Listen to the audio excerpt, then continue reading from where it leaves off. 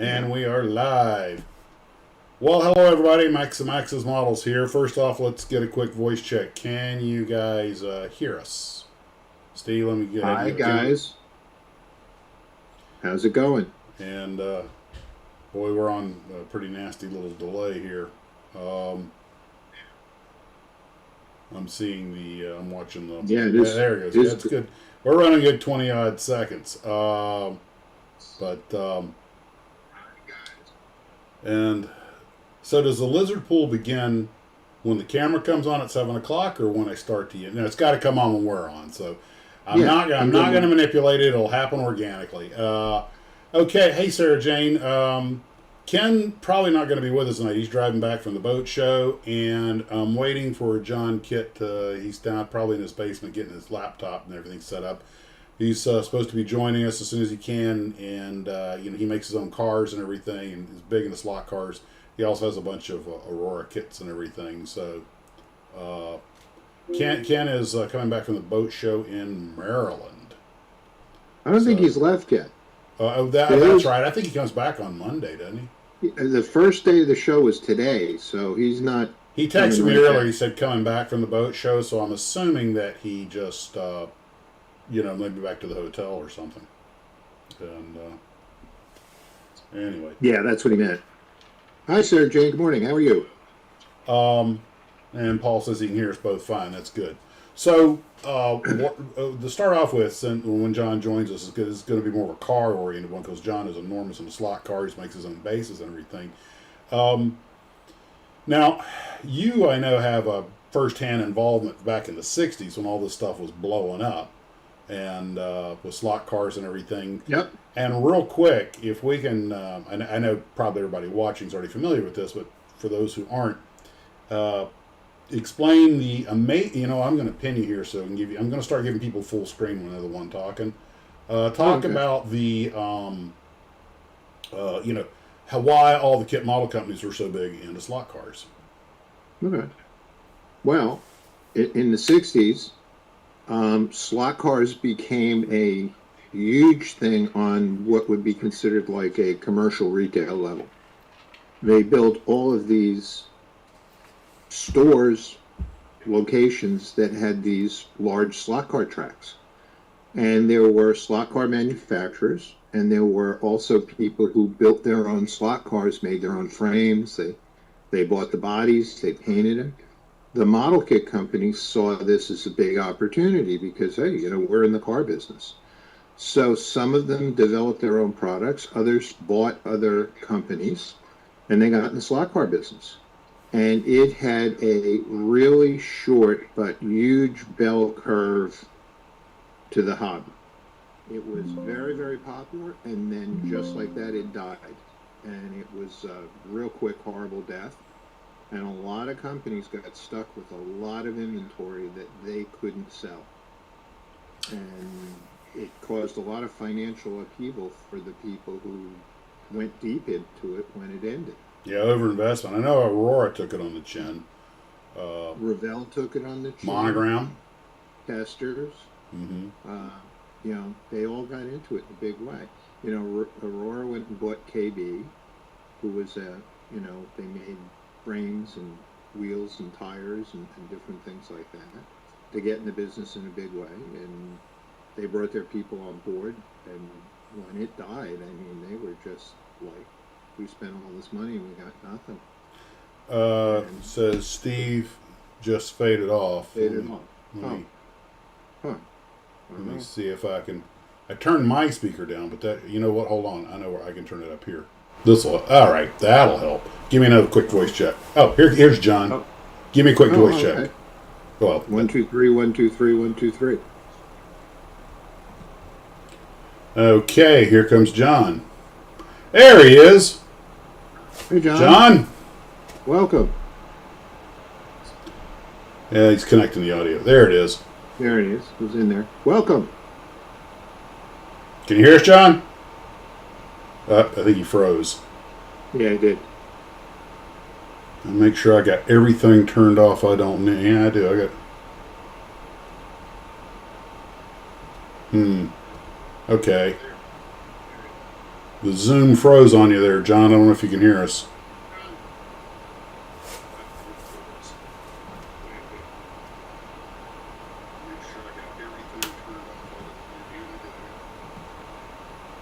Yeah, it. Great. Locked up.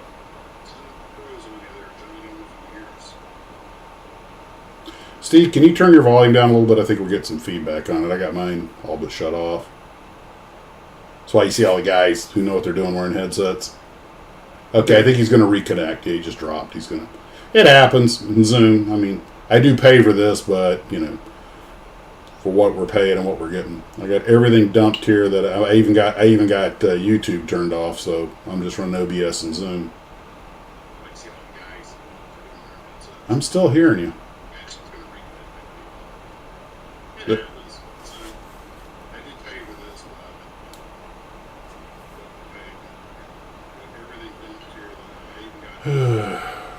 We might have to start using headsets. Now, what I was talking about was separate from the slot car sets that people bought that they set up in their house. Right. Surprisingly, that business, except for a few manufacturers who dropped out because they weren't doing very well anyway, continued on without much of a decline.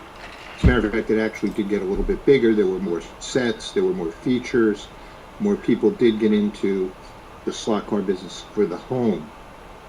So you're saying those people who made the cars that ran into more trouble than those who made the entire layouts? Yeah. Because I understand, I was going to ask John about this because he actually did a video about this, but I think Monogram, with the kit model companies, Monogram made the best track. Oh, we'll see when he gets there. Because we had the Aurora stuff, and it broke easily and had trouble with connections. And it was a small scale stuff with the little brushes on the bottom that were always losing their connectivity. Actually, the best track that there was at the time, in let's say the 70s, was when Matchbox got into it, because they made track that just went together and came apart, and it always worked. They sort of designed their own track from the start, and it fit well, it ran well, and it there was no maintenance. You didn't have to. But you had to use Hot Wheel cars, or you could use anybody's cars. We made our own cars, but you could use other cars on the tracks. Okay. The biggest problem with those old Aurora sets was that you had to put the pins to line up the tracks. I remember that, and yeah, that was, and when you're 8 years old or whatever, that's particularly tricky. And then you lose most of those pins and or the clips. Mm-hmm. And then you're kind of sort of in trouble. Yeah, it seemed like they did it on the cheap. Well, you got to remember, they were really one of the first ones. Model motoring was a big hit when it first came out because they were one of the first ones. It was really them and Gilbert. And the Gilbert ones weren't as good as the Aurora ones. Gilbert was a little bit larger scale. Gilbert used a worm gear, crown gear, and it was terrible because they were made out of plastic. So they would eventually melt or chip or break. And that was a big problem. Aurora, they had that little weird platform with gears attached to the motor that worked really well. And then when they came out with AFX, they were really the only ones left. Now, what scale are you referring to? With the Aurora ones, their stuff was like 1/64th scale. Yeah, it was that was the stuff we had. That was tricky. Yeah, there's John. Hey, John. Hey, sorry about that. I got my laptop decided to have kittens. There you go. So I thought I'd join with my phone. I hope that's okay. Absolutely. Yeah. Whatever works, man. Okay. Well, I didn't mean to interrupt you, wonderful folks, but can I just say one thing before you guys get going? Yeah. Go. Can I just propose a toast to Max? Yes, you may. Okay. First of all, congratulations on retirement. Thank you. Take it from a guy who's been retired for 18 years. You will don't be look that old. now. Oh, God. You know how old I am, dude? No. Okay. All right, here we go. Round the table. How old do you think I look? Come on, here we go. You probably look like 55. 58. Boy, that AI shit really works. I guess 58. I'm 62. I retired at 44. Oh my gosh. Yeah, and it's not because I'm good looking. The glorious outcome of a misspent youth. You betcha. But to Max, you'll be busier now than you have ever been in your entire life. Brother, I'm learning that. Amen. And you'll accomplish less. And thank you for... What's that? Sorry? And he'll accomplish less. Yes. Yeah, absolutely. Oh my gosh, you want to talk about spinning tires? Here you go. Anyway, all the best, all good health, happiness, and try and find some time for yourself. Thank you. Well, John, I'm gonna pin you up here, give you a main screen, and before we get running, just give everybody a quick rundown about you, your channel, and your background with models. Oh gosh, well, quickly, I apologize. I kind of took the summer off in a bit because the weather was too nice, and I live up here in the Great White North in Canada. And when we see the sun, we get outside, because most of the time it's so cold we're indoors, including playing hockey, which is kind of silly because hockey was originally an outdoor sport. Don't get me started. Canadians we're lovely people, but a little odd. Hey, I saw playing hockey what they did when they made the Canadian on the outdoor rink when they made the Canadian team stand for the entire Canadian national anthem. What movie? That wasn't That wasn't Slapshot. Which one was that? Oh gosh. Which one? Goon. Yeah. Goon. Yeah. Yeah, and they made the Canadian team sing all the stanzas. Yeah. Yeah. So just to let you know, I played with some of the guys who were in those movies. You also played with Cancer Man, didn't you? From the X-Files? Yes, I played with the Smoking Man. That's right. Yeah. I actually, funny quick story. So he was a goalie, and he wore goalie equipment that should have been in the Hockey Hall of Fame. I mean, oh my gosh! And so I know a few people in the NHL and so forth. So I said, listen, I will get you new equipment. Honest to God. So I got stuff from farm teams and I got him. I equipped him from head to toe, and I said, "I'm sorry, buddy, but with shipping, it's $500." And he looked at me and went, "Yeah, I haven't got $500." Typical actor. Yeah. Well, it is gig work. I know, and I said, "Brother, I love you, but I'm not a bank." Come on, you mook! You got more than that coming in royalty checks. Well, no kidding, but. So I kept the equipment and I started playing goal because my father actually played goal and he was a semi-pro hockey player. And if you watch me play hockey, you'll see that the genetics skip me like a stone on Golden Pond. And if you look behind me here, I don't know if you can see my hockey equipment. Yeah. Yeah, so I'm a typical pickup hockey player. Best equipment, worst player on the ice. There you go. It's like the first guy goes fishing for the first day with $500 worth of new gear that still has the tags on it. Exactly. Like my pants are from the Toronto Maple Leafs. I've got gloves from the Maple Leafs. I got gloves from the LA Kings. And it's basically that these pro people feel so sorry for me. They say, "Here, take this because we don't want you to die." Well, you've been involved in model cars for a long time, and I know you do more than you've done all those big Crusader restorations and everything. Looks like that might be one behind you. Working on stuff. Look, there's two Crusader 101s right here, waiting for restoration. And who made those? Yeah. Were they made for a grocery chain or something? Who? What? No, it was Deluxe Redding out of Edison, New Jersey. And let me give you. I have a New Jersey connection because I had relatives who lived in Perth Amboy. Now, Perth Amboy has the distinction of being the town that had the smelter that when the Hindenburg blew up, they smelted the Hindenburg remains down and sent the ingots back to Germany. Okay, that's a really weird flex, but really interesting. Perth Amboy is not New Jersey. Perth Amboy is not New Jersey. That's Staten Island. You have to understand, John. If you're from that area, that's a big thing. Oh God, John dropped out again. It was just getting good. I was waiting for it to explain the whole Jersey thing. He'll come back. We are having technical difficulty. There we go. You're back. There he is. Yay. What happened? You just dropped off. Well, no, you just. This wouldn't be a Max's Yeah. Models live stream if everything went smooth. You know, I tell you, I think the Chinese overlords saw those models and went, "Oh, how do we make those? Oh, very good." Oh, tariff, more tariff money. Oh, yeah, okay, we make for you. Don't worry, it's okay. Oh, We God. charge you double. And now we're canceled. Yeah, we just got I'm knocked sorry. off. Listen, I'm in Canada. I mean, we're basically China North, right? I mean, it's terrible. You can say that. I can't. You know, I have a theory. I have a theory that the only reason that crime is low in Canada is because of hockey. Because it's like legalized fighting. Well, okay, so here you're absolutely right, because the thing about Canadians is that as long as you're not behind the wheel or on ice, you're fine. If you're driving on ice, you're forget it, man. Make sure your last you make sure your final affairs are in order. Well, a quarter or a third of the glue troopers are Canadian.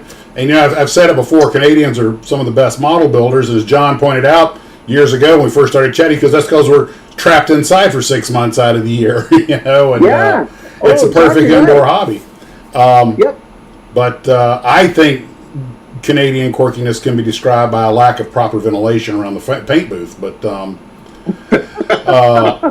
But it's cold outside, so I'm not holding that against you. Have you guys heard that our Tamiya products and hobby products have been Oh, don't, man. Go to the video. I actually, and since I can't do it now that I'm going to say it on the YouTube because the RCMP would be looking for me when I cross the border. But I actually thought about driving a truck. No. The RCMP are only interested about Tim Hortons drive-thrus. Don't worry about it. Right. I seriously thought, you know what? I should go to Hurricane Hobbies. Have Ian just order me a big stock of all the Tamiya paints and stuff, and just drive to Canada. Yep, nothing to declare. You go in and tell all the glue troopers, go to each glue trooper's house, drop them off a case of paint. Here, Garfield. You know, here, Bill. You know, here, John. But you'd have to make sure you had an equal number of French language on the truck you were driving. That's right. Yeah. Hey, those signs have to be in French. Well, just so you know, I kind of am the quintessential Canadian, because my father grew up in Quebec. You speak French, or you speak Canadian French, and right? he spoke 5 languages. So I really miss him. You know, he was a great guy. People gave him cars. Huh. He was a great guy. But the great thing about growing up, and our cottage was in Quebec, is that the French Canadians are very European, and they will race anything. They would race refrigerators if they could get them going fast enough. Oh, I'm from the deep south. We got away. What you do is, if you want to get the race refrigerators, you take the door off, you flip it over, and you put it behind a bass boat. Yeah. So I grew up, and our cottage, I mean, we were just south of the tree line. I mean, I don't know how your geography is, but so my dad grew up in a town close to, I guess the biggest city was Val-d'Or, Quebec. And they had 2 seasons, winter and July. So we would go up, but to keep me there, my father bought me a trail bike, and it was a Honda CT70. And of course, it didn't go fast enough for him, so he had the valves redone. I have it in my garage, God bless him. It would do 50 miles an hour on gravel roads. And if you don't believe me about racing, I have the scars to prove it. We had the same nonsense down here. Okay, here's a good one. Craig Swain says, when we were growing up in the 60s, if the toy didn't hurt you, it wasn't fun. That's right. That's why we grew up as manly men. We may not look it, but we were manly. Craig Swain says, I believe the tariffs are actually my wife's plan aimed at forcing me to build all the stuff in my stash. You know what? People don't realize Trump is a model builder. Is he? No. Well, look. I mean, he looks like some sort of 1/32nd scale figure, don't you say? Well, you talking about Trump? Look, I know. John's gone. I just came up with a genius retort, and his camera dies. So we're going to wait till he gets back. Comes back. You guys are going to love this one, but I'm going to wait till he gets back. I have a razor sharp mind. There you are. Hey, John. Yeah, you know what? I make one bad Republican comment and they cut me off. Yeah, if it's not the Chinese. No, John. My response to that. Now, give yourself a second to think about this. Trump doesn't build models; he plays with models. There you go. Yeah, there you go. Yeah. So, anyway, before we get completely derailing off on you, I was telling John on the Zoom earlier when we were getting ready for this, I was like, without Ken, we need somebody to be a tangent wrangler. But anyway, so John, you've been involved with motor vehicles your whole life, and you've always had a fascination with cars and stuff. Did you build model cars as a kid? Oh gosh, yeah. And you know, it's fun. So I had an uncle who was a pilot for Air Canada, and the first model I ever built with him was an Aurora Boeing 707. Mm-hmm. I have. No, that's the Revell kit. I'm sorry. I was going to say I have the Revell 720, which is just a Reebok 707. It's the same airplane in the models. They're very different airplanes in real life, but so. You are well known. And so, okay. So we all have I guess siblings who are interesting. My brother, who was 11 years older than me, thought it would be really fun to buy Christmas presents for me that he would use. Yeah. Who hasn't done that? Yeah. So one Christmas I got a 1/24th scale monogram Porsche 904. And he told my father, this is my dad, like he was so cool. He told my father, well, I'll build it for him. And my father said, no, you bought it for him. He's going to build it. And of course, this was like 1966, 67. So, you know, slot cars were huge. And talk about my brother turning white as a ghost. Because he wanted it as a slot car. And my dad, to his credit, made sure that I built it for him. Now, 124 is pretty big for a slot car, isn't it? But there is 124 scale racing. Oh yeah. So 124th was like the commercial side, and the 132nd was kind of the home set side. You see, the slot cars I grew up with, Steve and I were talking about when you were trying to get logged on, were the small Aurora ones, which were, what do you say they were? 160. Yeah. So you know what? The advantage here, you know, if life hands you a lemon, make lemonade, right? So here, I'm going to walk you around a little bit. Yeah. So one of my brother's friends, who was a really cool guy, said, well, you know what? Son of a gun. And I did a YouTube video about this. He gave me a model of a monogram 1/32nd scale Lola GT. Now, here's the history of this car. The Lola GT was the progenitor of the Ford GT. Ford GT. Mm-hmm. Right. I knew it. I'm just going to let you guys go at this. I'm going to just sit back. Yeah, because Ford wanted to do business with Eric Broadley versus Colin Chapman. They'd already done business with Colin Chapman and went, this guy's really sketchy. Let's try Eric Broadley.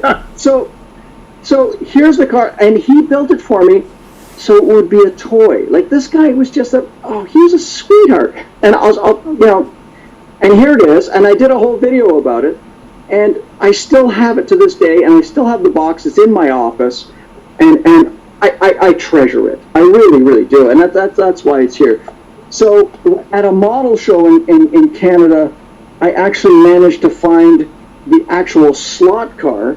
And what was really cool is that this slot car was built as if I would have built it, or someone would have built it in the 60s. They got a Revell end motor on a monogram chassis with Revell wheels, and they put Porsche 904 inserts in for some reason, because that's all they had. But that's the whole idea. Like, you know, this is what sim racing was in the 1960s. Mm-hmm. Like, now you can get, you know, a computer program. In those days, it was like, no, you got to have a plastic track and this really bad plastic controller that gets really hot in your hands. And you ever have one of those things get hot enough to actually melt the car? Actually, the controllers would get hot enough that it especially on the commercial side, it would hurt your hand. Yeah. Oh yeah. Yeah. Oh yeah, because if it didn't hurt, again, we're talking about toys that if it didn't cause pain, it's just no fun. this is the era of home chemistry sets, lawn darts. Throw your hip out hula hoops and lawn darts. Here's a mini bike, kid. Don't kill yourself. I actually had a mini bike growing up. I got that exact instruction. I managed to accomplish that particular goal, but boy, I was really trying. How long did it take you? Well, okay, hang on. I can show you my scar here. Hang on. All right, scars! Yeah, well, yeah, because I went through a hay bale at 40 miles an hour. So, again, this is on my YouTube channel. So I raced open wheel Formula cars for 20 years, and honestly, I'm so grateful for every minute of it. I never thought I'd have 20 minutes, never mind 20 years. Before I forget, make sure to tell everybody about that documentary you made about that racetrack where you were out there. I know your brakes locked up, you weren't able to finish the race, but just give yourself a chance to, if that video is still out there, to promote that before we go. Oh yeah, no. It's so if anyone is really interested, it's the channel is called Fast Sports. I actually, but with slot cars have Scale Car Garage, and there's actually logic behind this. So just let's go back. I was an advertising and marketing guy, so I was a database marketer, and one of the things that you did for corporations was it's really important to qualify the response, which is why I make it kind of difficult to find what I do. But the good thing is I've got 1,700 really dedicated subscribers who watch what I do, which is great. So I had a great friend named Tom Edwards, who unfortunately has since passed. He owned a printing company here in Toronto, and he actually paid for my racing school. And the racing school I went to was the same racing school that people like Patrick Carpentier went to, Greg Moore went to. Like, this is a serious racing. So I'm actually still licensed for an FIA global license up to 2 liters. Which is, at my age, that's enough. My last race was, I guess, 2017. My last on-track year was 2018. But I was racing against guys who were in their 20s. And I still managed to podium and stuff. For an old guy, that's pretty good. But because of my business connections, I also had connections with team players. And again, do a Google search, team players. Player Cigarettes sponsored a lot of drivers here in Canada, including the 1997 world champion Jacques Villeneuve. I ended up, with... Wait a minute, Jacques Villeneuve, isn't that the guy who beat Ricky Bobby? He actually beat Michael Schumacher that year. Okay. You've seen Talladega Nights, right? Oh, absolutely. Ricky Bobby, you made this my macchiato. Well, you know what? Jacques, from what I understand, is a pretty good guy. I got to know Greg Moore. He actually tried to get to know my wife really well at IndyFest in 1999. That's a whole other story. Yeah, okay, the way you worded that, I'm like, tell us more. Did he get very far? Well, what's really funny was that I actually got to meet Dario Franchitti after Greg's passing. And I told him the story, and Greg said, John, if he didn't have a chance, he just moved on to the next one. It's kind of like his racing career. But you know what? I got to meet Greg's dad, Rick. He signed a book for me at a golf tournament. And, as a father, I don't know how in the world Rick put together a book about his son after what he experienced. It's probably therapeutic. Hopefully it was for him. Rick is a really great guy. For those who don't know, you want to extemporate on that just a little bit to add a little color to that so people understand what you're referring to? Sure. Greg Moore was a driver for team players. At age 23, he had a fatal accident at Fontana, October 31st, 1999. And he, by all accounts...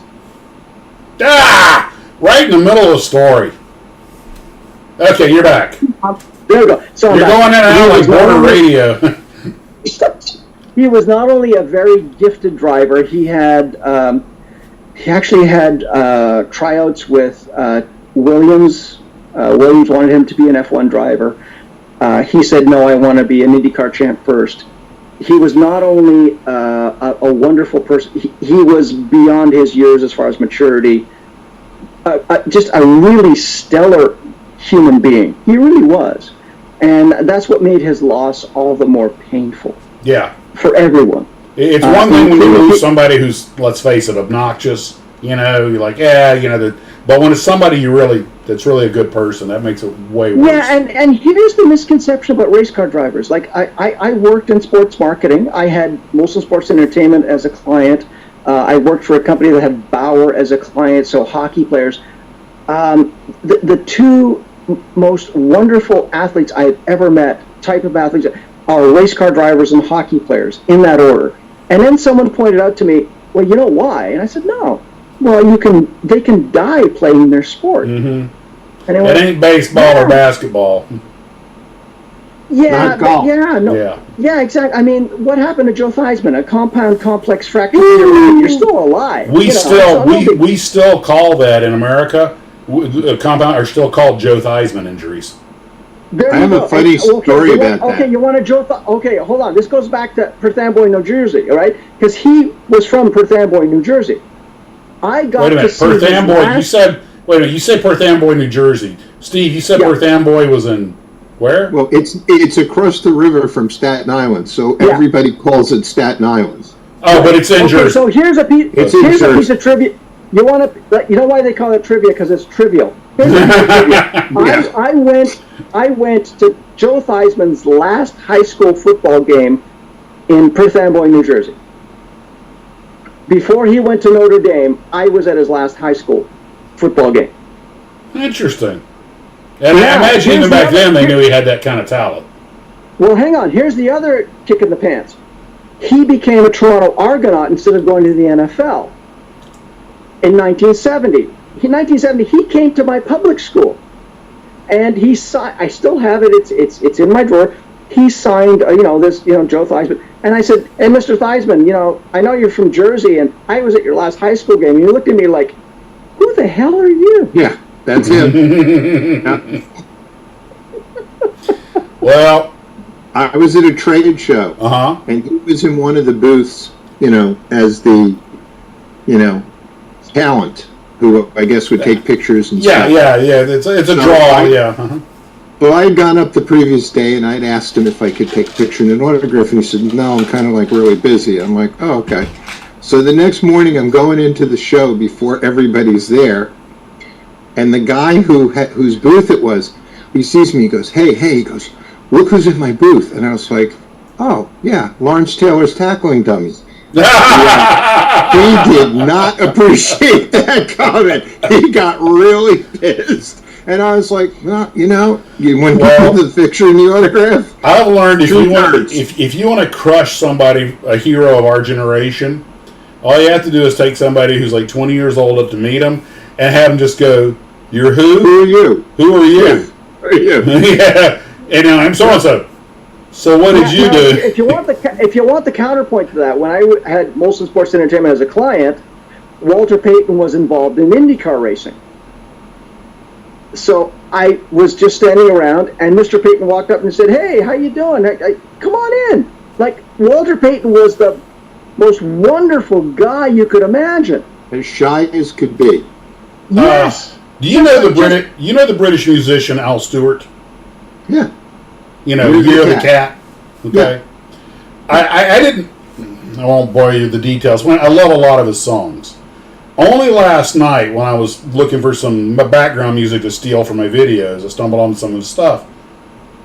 Al Stewart's songs, I wasn't sure why they appealed to me other than being good songs. They're all based on events in history from World War I to the modern day, and even some of them to the French Revolution. And I saw an interview with him, and he talks about, he's 80 years old now, but he talks about he goes, I'm the world's only historical folk musician, and I fill that niche nicely. So when they listen to his songs, oh my God, running guns and arms across the Spanish border, and I was like, so now I have a new musical hero, right? But the interview with him, he sounded like you were talking to your history professor. Turns out his father, who was killed before he was born in 42 or 43, was an RCF flight officer killed on a training flight. And I'm like, this is the kind of guy I would like to sit down and, share a bottle of whiskey with. And okay, so Max, can I ask you a question? Yeah. As an I'll aviator, probably lie with the answer to make myself seem more interesting. No, as an aviator, I know someone here who's a slot car buddy, just on his 60th birthday, took a fun ride in a Harvard, an AT Harvard. AT6, You call them Harvards, we call them Texans, but it's the same plane, yeah. I'm sorry, but AT, my understanding, AT stands for Advanced Trainer. That is correct. So that pilot really has to know his stuff. You got to be competent to fly a T6. They will bite you. They're not a bad airplane, but they are definitely, you've got to have your skill set in order. Okay, so I'm sorry, but I'd rather be on a racetrack than in the back seat of one of those things. It's funny you should mention it. When you get the thing about the T6 is, you know what? I'm going to back off before I even say it. I was going to say they're just tricky on the ground because they're heavy in their tail wheel, but they just had a couple of them crater. One girl out at Oshkosh, not too far from you. That's why I bring it up. The mistake that she made, and I've watched the accident reports on the Blanco Lirios and that stuff, and it's really tragic. But all right, since you we're just going to go down this tangent. So, listen, this is Max's models. It's all about. And at some point, we will start talking about models. But let me explain. I had actually seen video of one of her landings, and I love that a lot of gals in aviation, especially World War II aviation. I think it's outstanding. But the airplane doesn't know or care who's flying it, right? It's just, that's her landings. Clearly, she needed just more practice. There were some issues. And these airplanes that were from the 50s or the 30s and 40s aren't like airplanes today. They didn't have stall strips and all that stuff. So they will, if you get outside their envelope, they will bite you like an inbred Doberman. Correct. Hold on. Sorry to interrupt you, but correct me if I'm wrong. That airplane was designed specifically to train guys for fighter planes. You went from a P6 to a P-51 or a P-40 or a P-47. Yes. It was, now, North American designed that airplane, and if it didn't have a long design, but they knew exactly what they were going for, and they nailed it. The thing about a T6 is, and Juan Brown, Blanco Lirio, has, I think it was, Scott Purdue. Scott Purdue was an instructor in them, okay? And he did a video on them, and he showed how people get bit by the stall spin on that airplane. I'm going to make this really quick, and I know the aviation buffs out there probably already know it. In a T6, because it is designed to prepare you for Mustangs and that kind of stuff, by design, when that airplane stalls, it brakes hard, okay? And he actually goes up and does some maneuvers with it, and he shows you what happens when you stall, how it rolls and all that. And you got that torque of that big radial and everything. If you're up at 4,000 or 5,000 feet, you got room to recover from something like that. But this girl wasn't that high. She was orbiting. She got slow, and apparently she was climbing in a turn and out over, I guess, Lake Winnebago. Maybe took her eyes off the airspeed, because this airplane doesn't. It's not like airplanes that shudder and warn. It just goes. And when it, and I want to say, remember, you guys, some of you probably already know what I'm talking. I want to say 1,600 feet or 2,000 feet. Not really enough altitude. And when it broke, then she probably first off didn't understand what had happened, and I seriously doubt went through the correct recovery procedure, even if she'd had room, and it went in the lake and killed them both. Real tragedy. Now, I place the blame personally, without any special knowledge, I place the blame on insufficient training. Okay? A lot of the, I don't want to, okay. A lot of these places go, we'll check you out in a T6 so you can get insured. And they go up and they have you do some landings and some takeoffs, and so you can fly the plane around the pattern. But they don't really get into the what can happen if you go too far. You know how this. They need to rigorize that training program like it was back.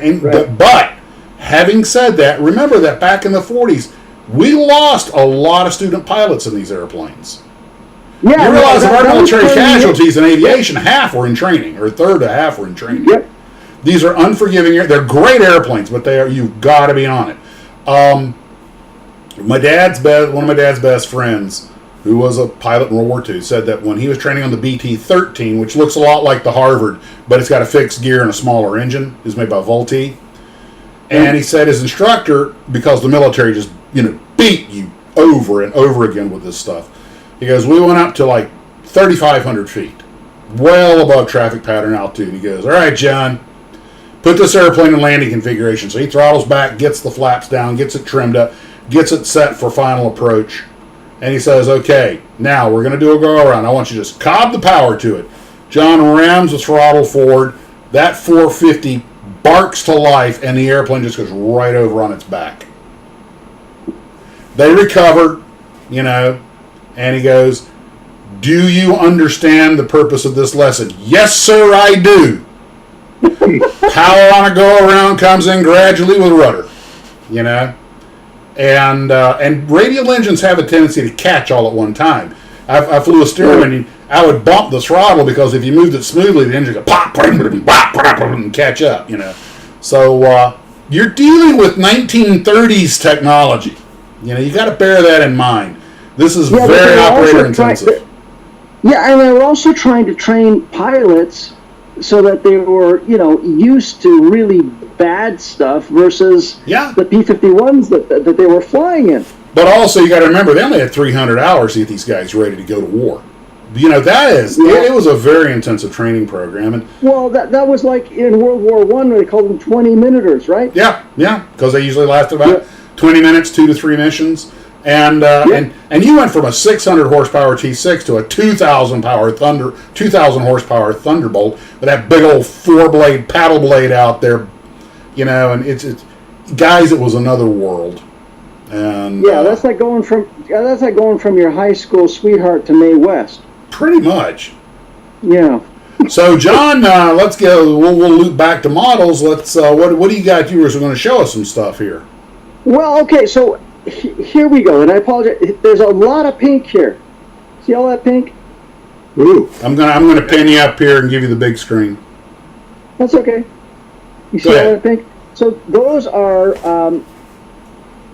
silicone molds, and silicone molds for various things. So I've got everything from interior parts to oh my gosh, you name it, I got it. But the latest project I've been working on is a 1956 Ford F100. But I just thought I'd show you, like, those are the molds. I was going to cast something for you folks, but I didn't want to waste your time, so I already went ahead and did them. So you can cast anything from, like, I don't know if you can see that figure here. Mm-hmm. So this, believe it or not, is a classic vintage Marx 1/32 scale vintage flagman, which you can't find anymore because Marx Toys is, of course, out of business. But if you have one, you can make a silicone mold and then make as many as you like. Tell us about the process also. Make sure you... Sure. Yeah. Oh, no, for sure. And then I just thought I'd show, start from the end and go back to the beginning. But, and companies like Aurora, who made some really great products, like, look at they made a wonderful flagman. And this is the kind of stuff that people are looking for their slot car tracks. And I'll give you a quick view of my slot car track. So I apologize because I'm in flux here. So the process is you have to find one of the originals, and then make a mold. And I use they're a 2-part mold, so you can have, just like when you have an injection molded process. There's a one side and then the other side.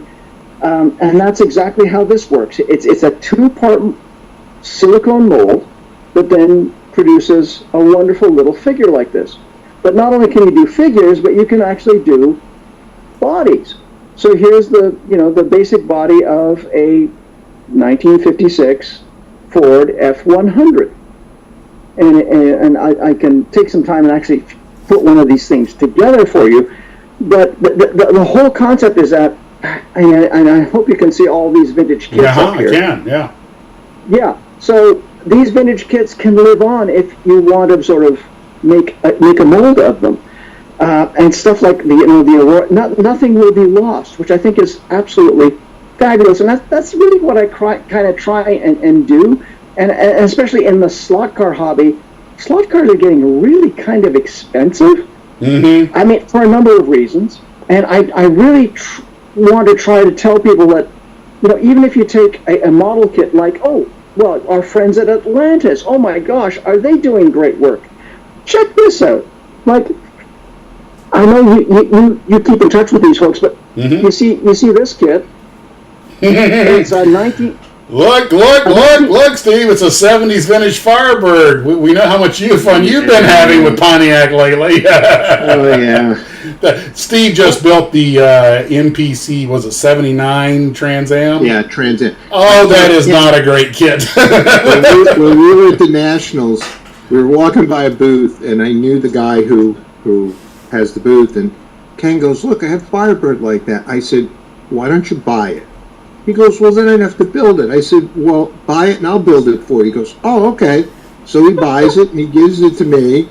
And let me tell you, I have never built such a crappy kit in my entire life. This thing was horrible. He sent me pictures of the finished product, which made the last viewers build, and I could look at the photos and I could see the crappy fits. And I know Steve's a great model builder, and I mean, if this is the best Steve could do with it, plus I was getting daily updates on it, I was like, oh my god, that must be, pardon my French, but a shit kit.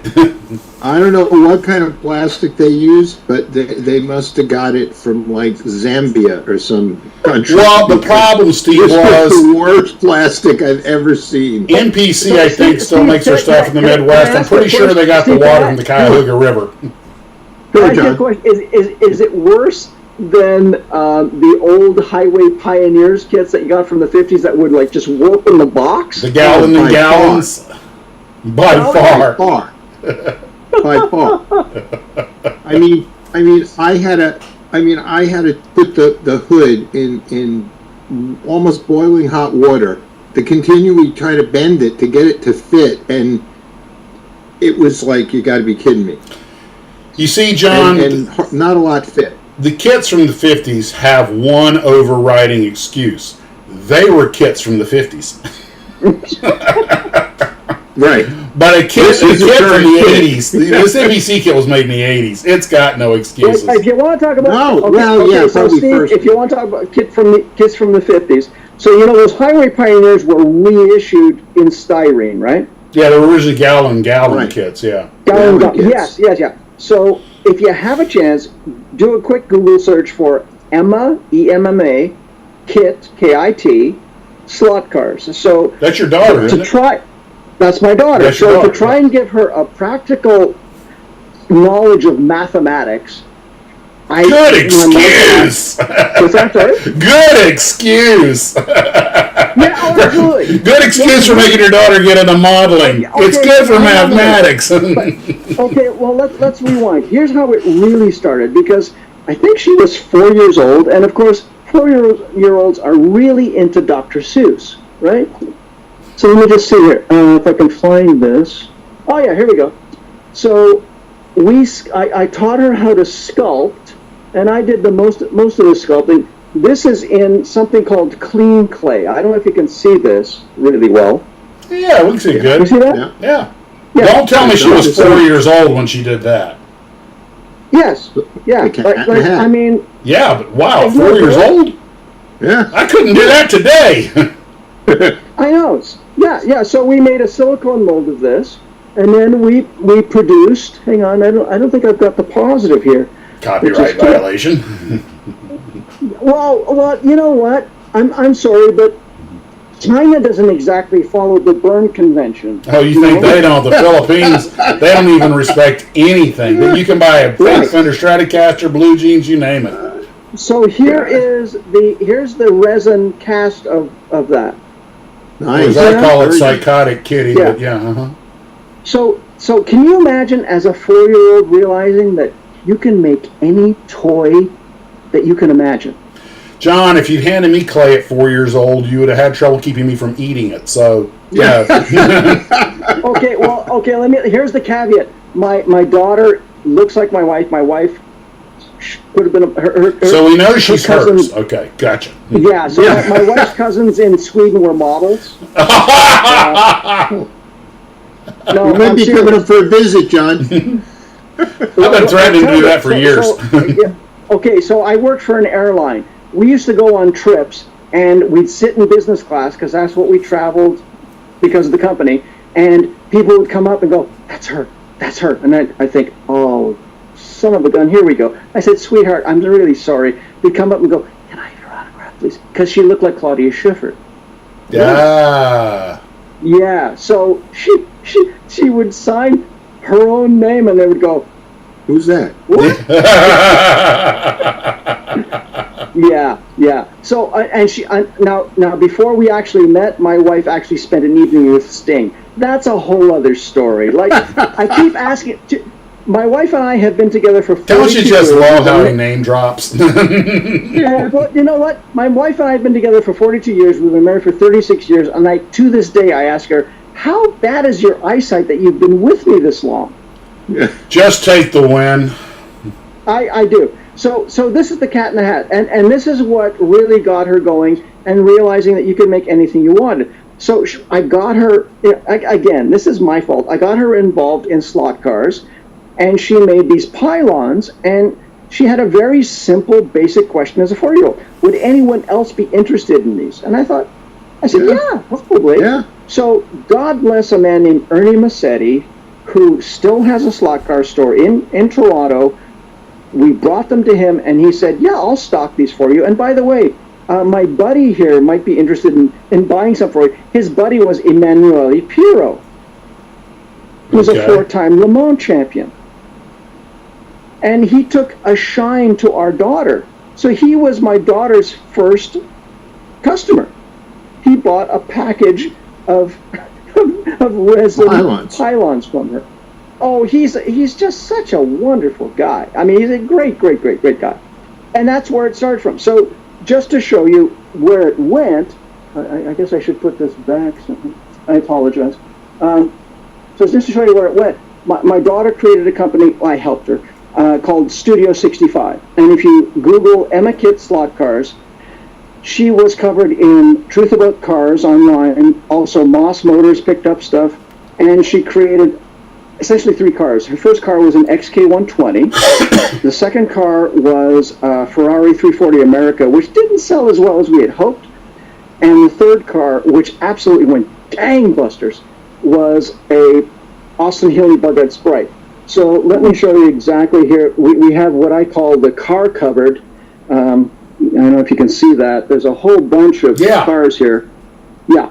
So here's her Bug-Eyed Sprite. Like the delivery truck. For me. Yeah, that she made for me. But also, what was really kind of cool was, here it is. There's the 340 America and the Jag XK120. Can you see that? Yeah. No, there's too much flash off the case. Oh. Can you pull the reflection off the plastic? Oh, I'm so sorry. Okay, hang on. This is mine here. But here's her. She made this. Here we go. She made this for me. It's. Wow, it's nice. Move the camera over a little. We're actually seeing your lips. There we go. Now we can see it. There we go. Now we got it. Yeah. That's nice. So, and these sold like crazy. And her number one customer was actually a man named Thomas Schlag. Shout out to him in Stuttgart. He would buy 2 of everything she made. I just had a really, really bad idea. And bad ideas are the most fun. Matt Line is a glue trooper who does faux box art. He puts out videos. He's a big Thunderbirds fan and everything, and he does this. Oh, yeah. He does these faux box art videos. He's an artist, and he does these beautiful box arts for all the Jerry Anderson stuff. But they never made kits of most of the Jerry Anderson toys. If she could make a Jerry Anderson toy and get him to do the box art, you guys would have something going there. Well, I'm trying to convince her to do a CF-105. Oh, please. But Yeah. I know you were saying size is the problem with that thing. Well, I mean, bigger is better, right? I mean, I guess I'm old, but and I Actually, I imagine a 1 to 100 would be popular. Well, maybe, but I was trying to convince her to do 148th, and she very rightly said, 172nd. It's a big airplane. It I've is. got It's pictures huge. of us.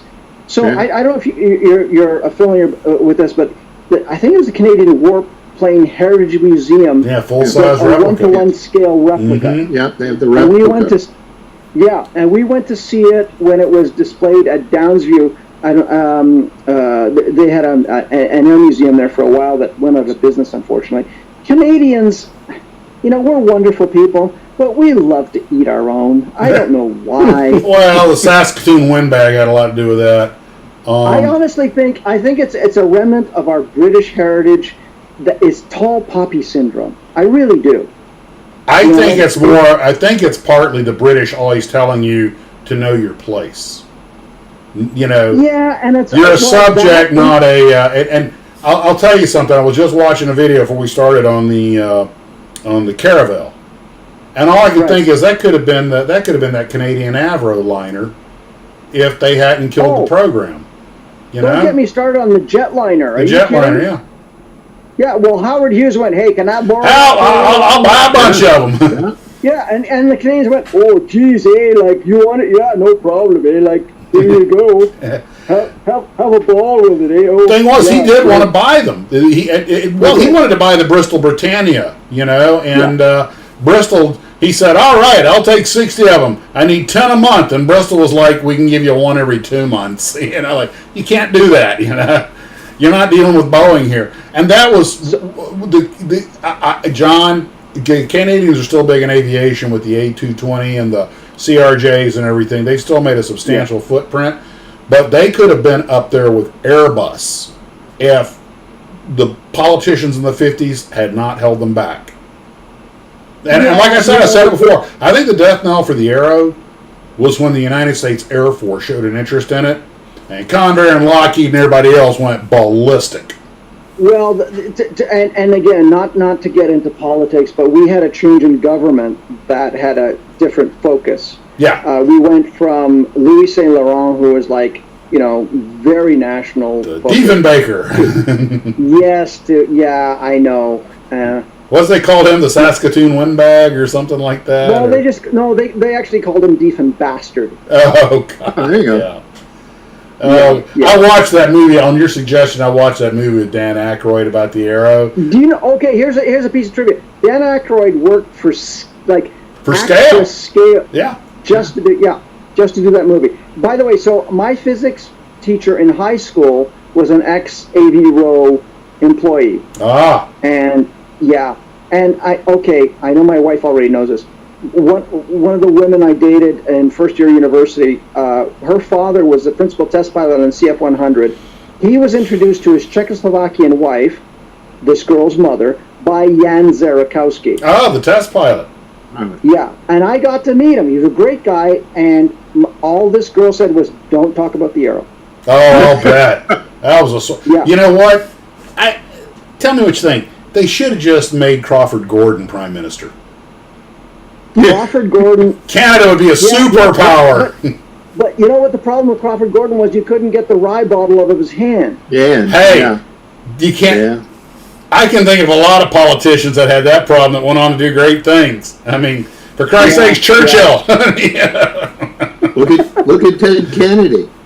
Hey, if he'd been driving a Volkswagen, he'd be president today. He'd be president today. Oh, that's National Lampoon. Those issues are worth money, man.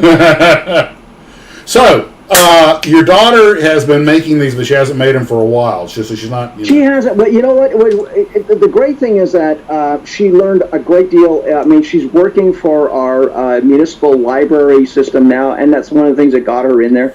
But she started working at age 14. I mean, talk about she could because she's part of the union. She could technically retire at age 44. It's just it's just like her old man. It's really kind of cool.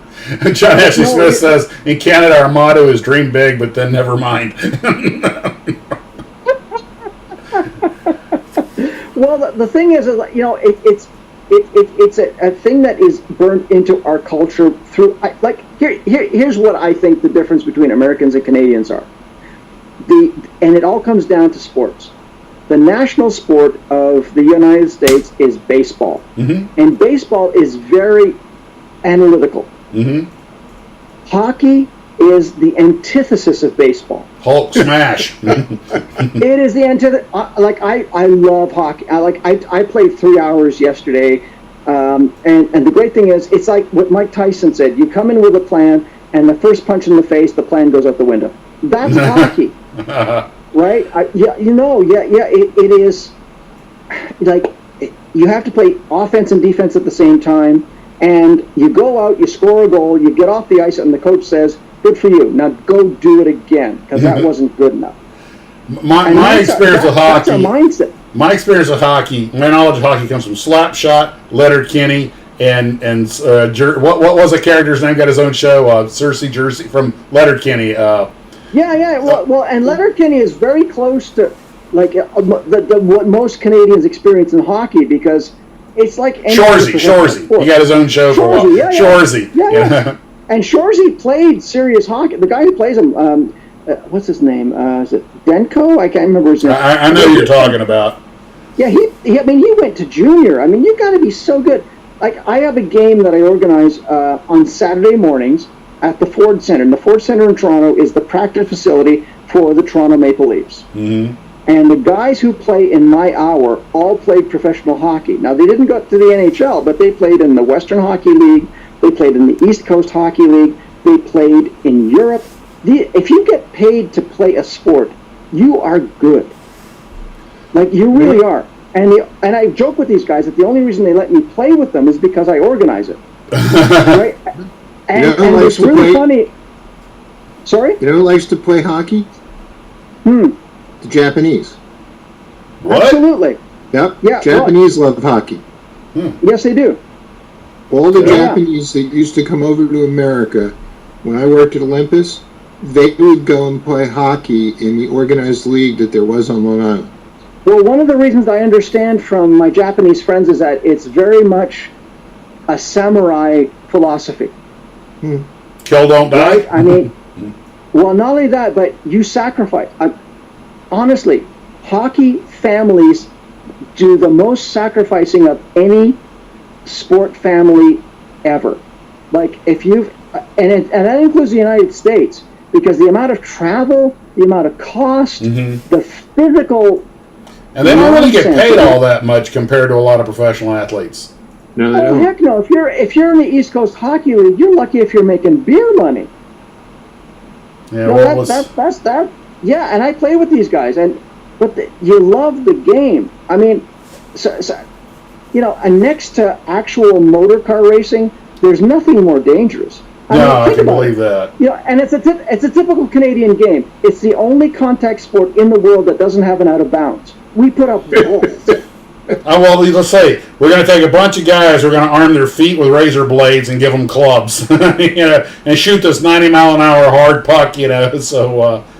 Yeah. Oh yeah. And listen, I hate to say this. I've done this to a few morons that I played with, because there's nothing worse than playing in any sport with never been wannabes. But I put my stick through somebody's face. Absolutely. Well, that's hockey. What's the old joke that I went to a boxing match and a hockey game broke out? Well, yeah, but honestly, that's life. I mean, some people, unfortunately, just don't learn their lesson unless they actually experience some pain.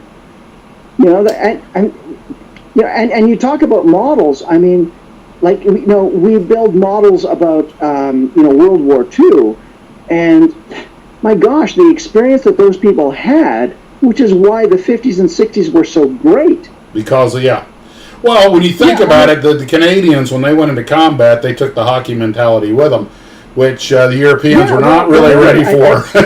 Well, listen, D-Day, Juno Beach. The Canadians were the only force that day who were told to stop because they were exceeding their there were also a trail of dead Germans with bullet holes in the back of their heads, and they were like, "Hey guys, you really good?" And like, "Hey, you know what they did to our people?" And they didn't forget anything. That's right, and they were also the only volunteer reg force. Yep. Yes. And because a lot of those people had European heritage and understood what the heck was going on. well, I think there was a certain amount of competition at D-Day, and I know this sounds like I'm making a joke, but I kind of think it's not so much a joke. I think the Canadians were really looking for an opportunity to outshine the British. Oh, well, that happened at Vimy Ridge. Yeah. Okay, so now to keep it on models. Okay. Oh, yeah. So I don't know if you folks are familiar with the Group 25 Model Club here in Toronto.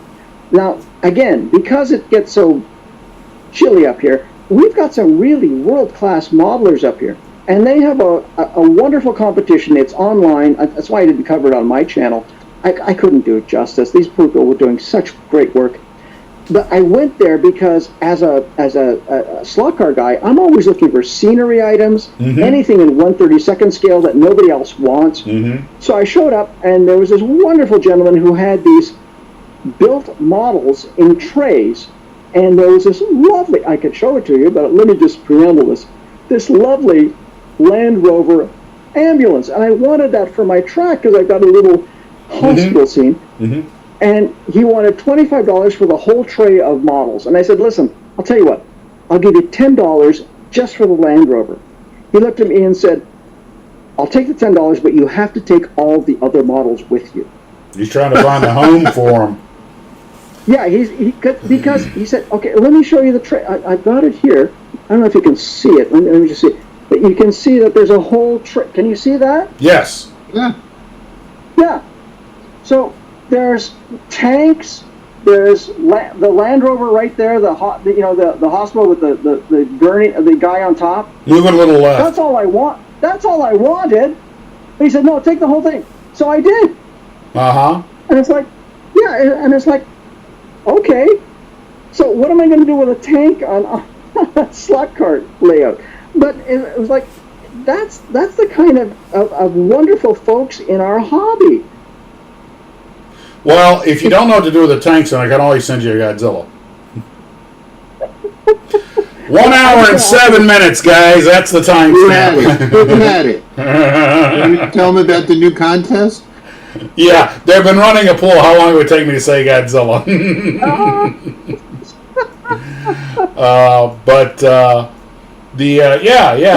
I think what you do is problem is they're 1/35th scale, so you'd have to have a 3-foot Godzilla, about a 4-foot guy. I did the math on that they need a 4-foot tall Godzilla, but you know what? Well, here's the thing. I mean, if you want to run something through your channel, I'd be willing to ship those.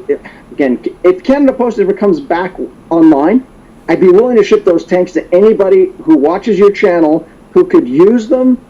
I would love to do that, and then send some photos to you. Maybe they build a diorama or something. Guys, you heard it there. So and I'm sure they would be. There's somebody out there who could probably, if nothing else, they'd make a nice thing to gift to somebody, who doesn't build but would like to appreciate it.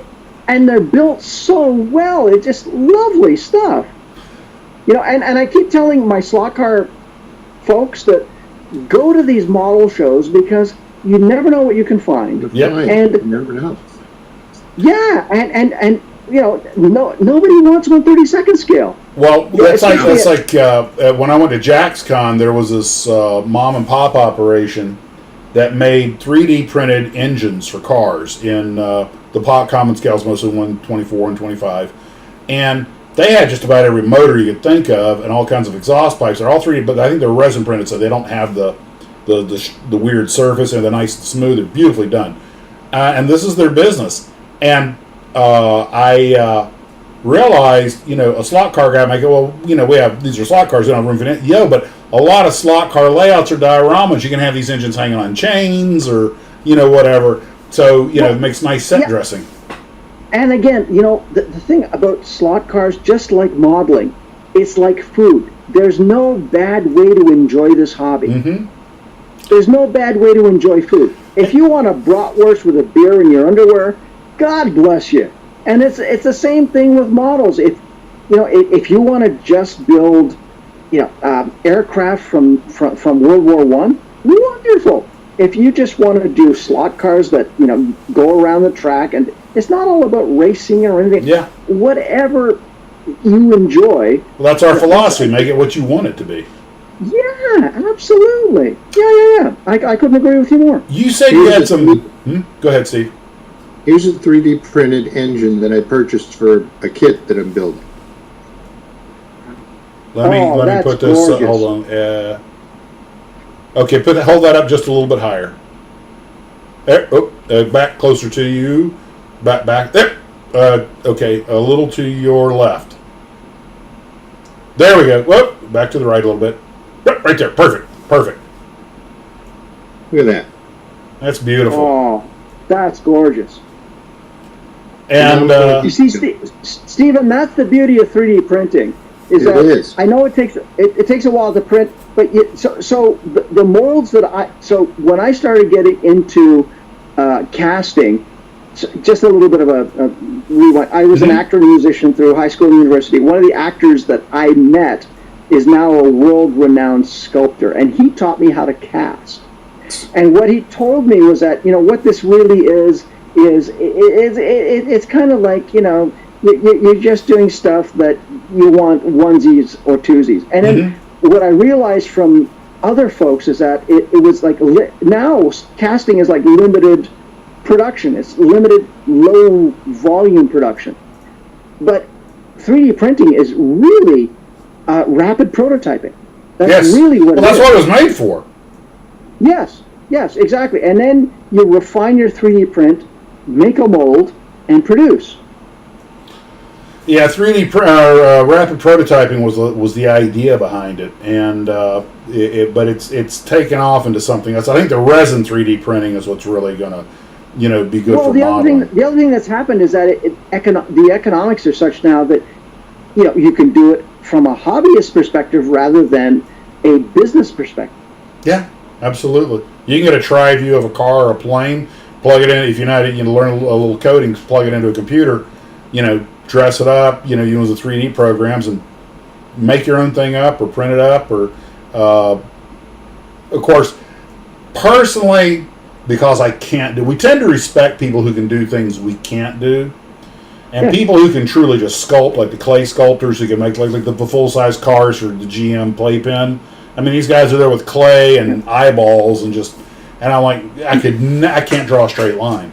Or the head of the Cat in the Hat. There you go. Yeah. You know what? I'm sorry. I being a parent, it's like you can't teach funny. Yeah. And you can't teach how to draw. You can't teach art. You either have it or you don't. Yep, it's a gift. You had some Aurora models, I think, some vintage Aurora stuff to show us, didn't you? Absolutely, yeah. Oh, gosh, yeah. Hang on. Can you see that there? Uh-huh. Yeah. Yeah, that's a whole stack of them, huh? Now, all that shows is that I'm old. So what do we have over there? Oh, my gosh. What have we got? Well, we've got a whole bunch of car stuff. Let's see. Hang on. Nice thing is you don't have to build them. You want one, you can cast them. Exactly. Yes. Now, okay, so you can see, for example, there are Triumph TR3s. Mm-hmm. Okay, so again. Wait, we lost that picture. Can you see that? Okay. Yes.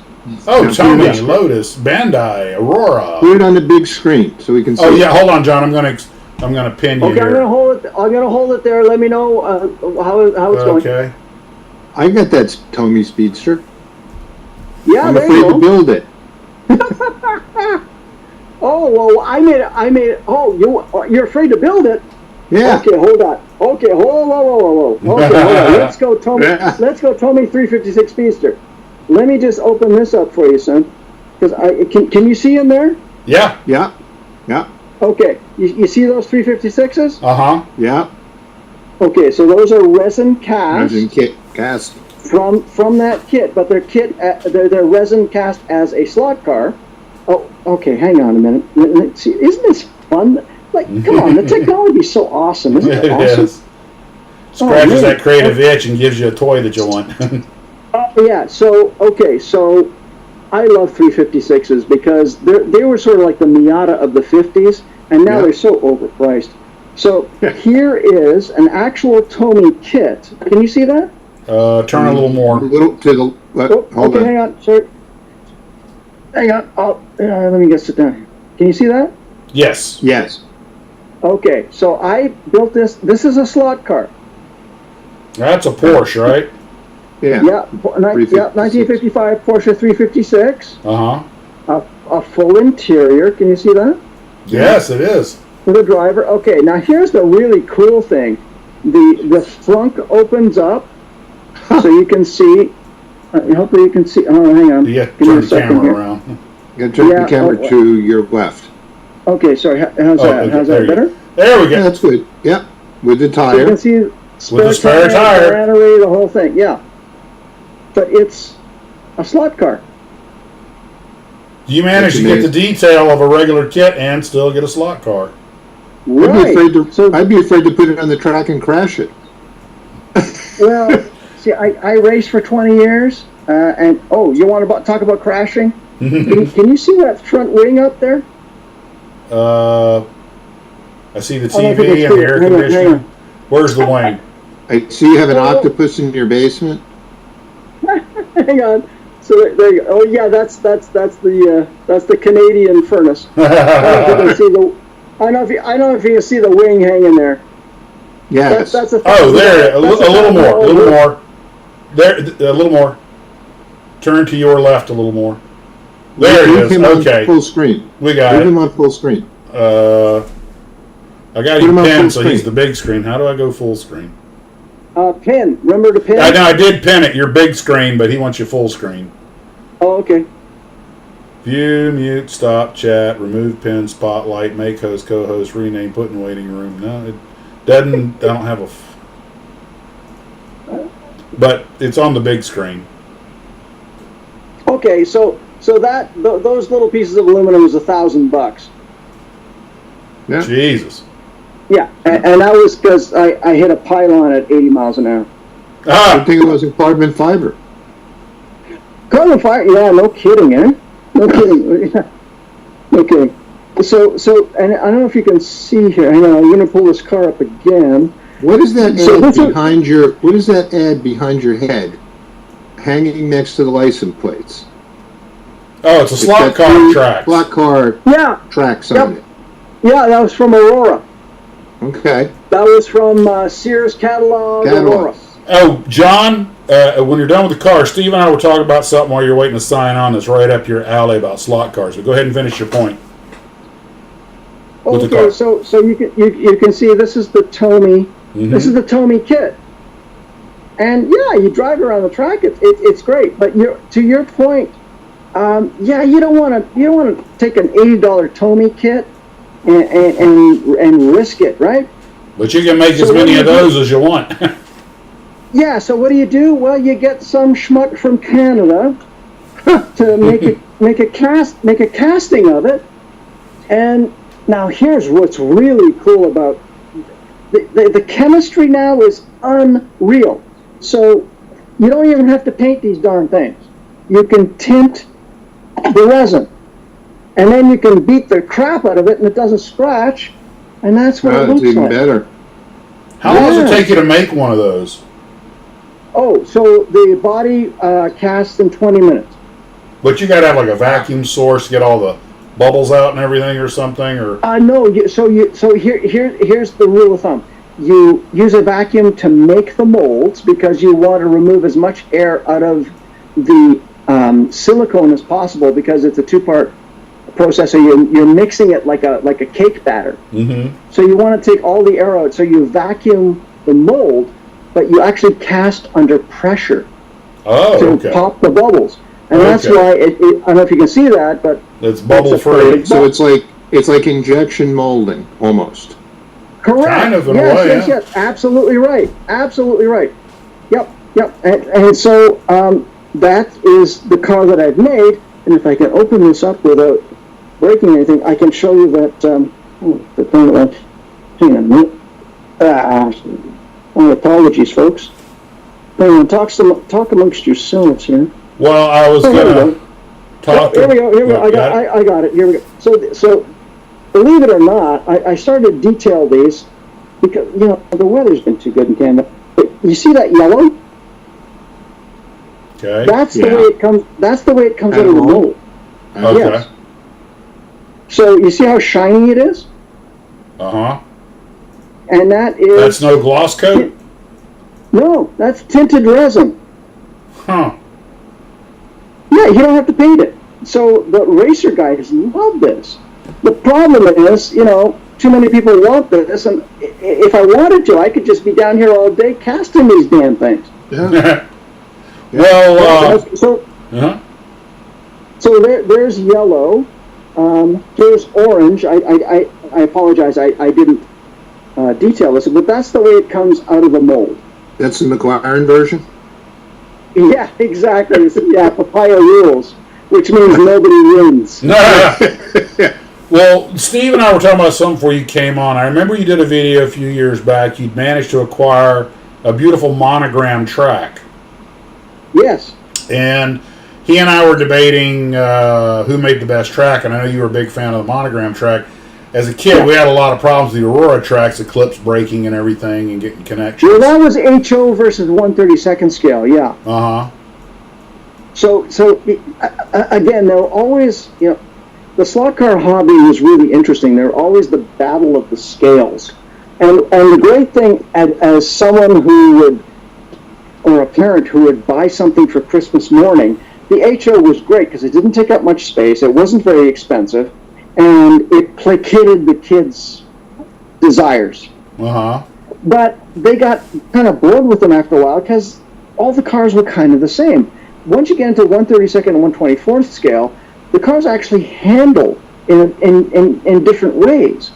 And as a race car driver, one of the things you're taught in racing school is that the steering wheel is there for mistakes. You actually, yeah, it's true. You really rotate the car using the brake and the accelerator, and that's especially evident in Formula car racing. And one of the guys I used to race with, who was ex-military, said the closest thing you will ever experience to combat is open-wheel Formula car racing. And I thank God I've never been in combat. He was, and he relayed that message to me. But the great thing is that, because you have in a Formula car a really high rear polar moment of inertia, all the weight is behind your back, including the fuel. So they're trying to swap ends on you. But you use that to your advantage. That's why people kill themselves in Porsches, because Dr. Porsche knew what the hell he was doing. He put the engine behind the rear axle. Like, why the heck would you do that? Well, you do that because as you enter a turn and you brake, all the force goes forward.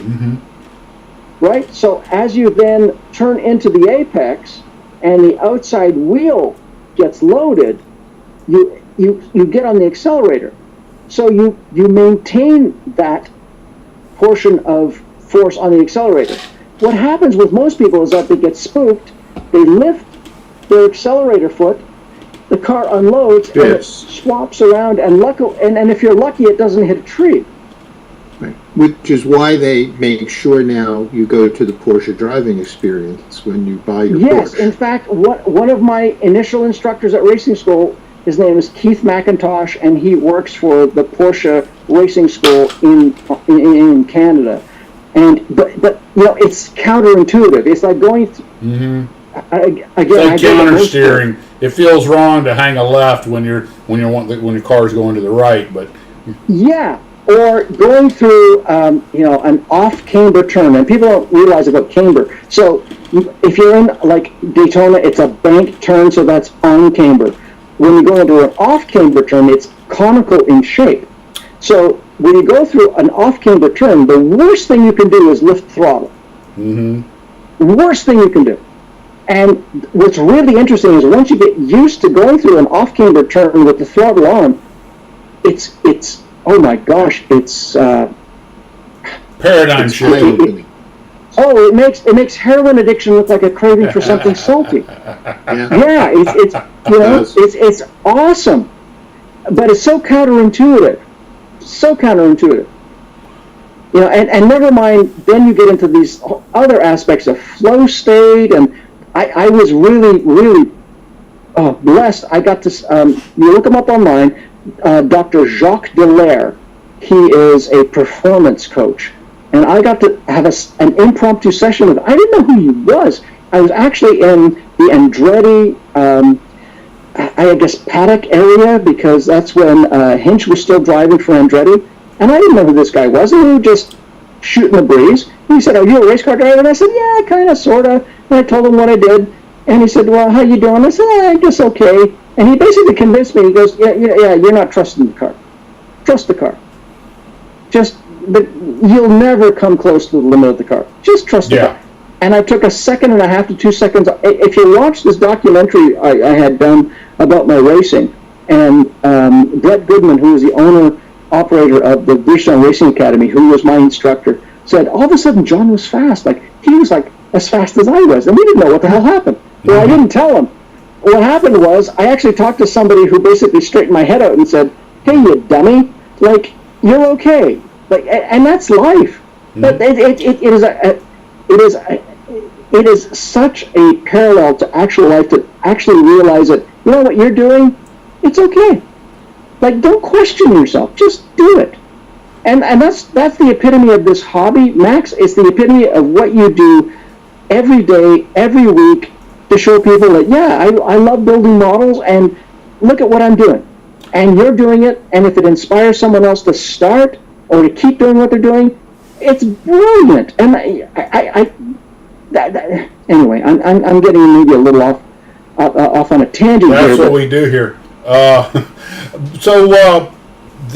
Speaking of racing, have you guys seen F1, the movie? No, I refuse to watch it. No? You think No, it's just too Hollywood? I'll tell you exactly what turned me off that movie. What's that? I watched the trailer, and there's a shot of that wonderful actor from the Quentin Tarantino movies, and there's no Balaclava. What? Mm-hmm. What? Are you kidding me? Like, are you?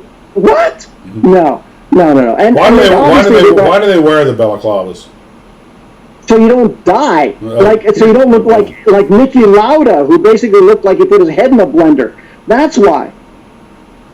That would and Niki Lauda wore a balaclava, and that's still what happened to him. Yeah. What do you think about the old Garner movie, Grand Prix? Best racing movie ever made. Yeah. And both you guys have told me that Garner was considered good enough to drive for real, and did a lot of his own driving. Sure. Yep. I think the honorable mention of racing movies has to be the one with Hunt and Lauda, the one that Ron Howard. Yes, absolutely. Ron Howard tried to do his best with that. Which movie was that? He had I can't remember the name of it. It was called Rush. Rush, right? Okay. Yes. Yeah. No. Ron Howard tried to do his best. He unfortunately had to run into that kind of Hollywood thing, like. Well, you had to sell tickets to the public at large.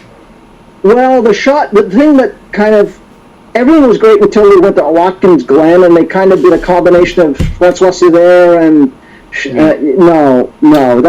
But other than that, it was very, very good. And the thing that really gave it its gravitas was to have Niki Lauda say, "Well, you know that it was good. I didn't mind it.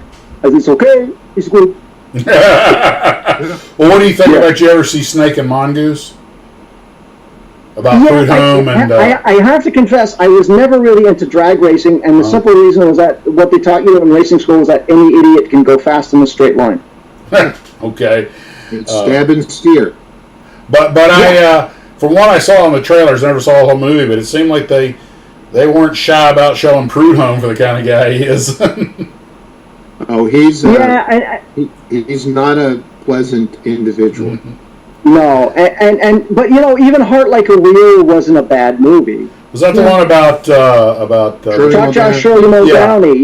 Yeah. I like the way they portrayed Connie Kalita, because I know guys that flew for Kalita, know him personally, and like Kalita as a character, he is colorful, but I'll sanitize the language in case anybody's kids are watching. He goes, we're in systems class, and Kalita walks in, is because, look, you're here to beat me, and I'm here to beat you. Yeah, and I was like, well, Khalid don't do a lot of things, but he don't lie.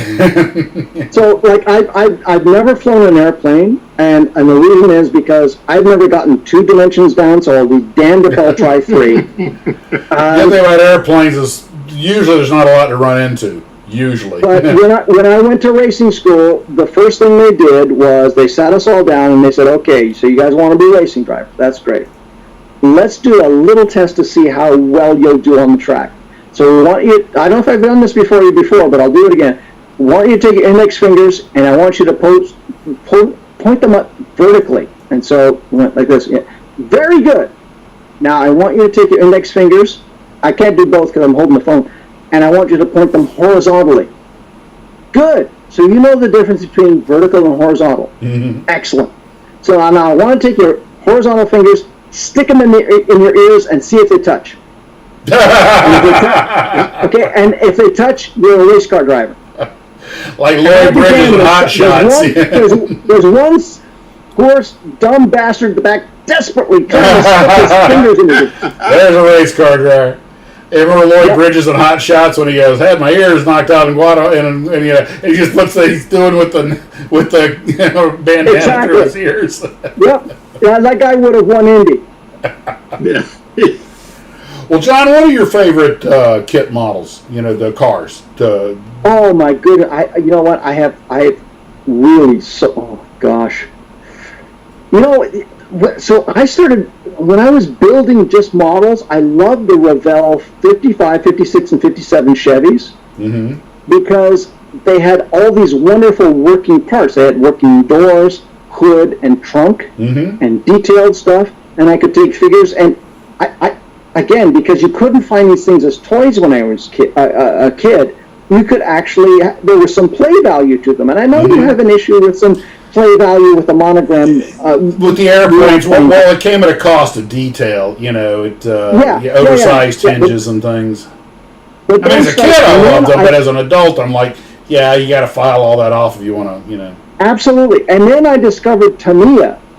Oh my gosh, the Tamiya Formula 1 in 1/20th scale, and that made me money. Because before the Chinese die casts came on board, I was actually making 1/20th scale Formula 1 models on order, on spec for people who wanted them. And especially the Wolf WR1 because it was a Canadian Formula 1 car. Steve, you've done some contract builds like that too, haven't you?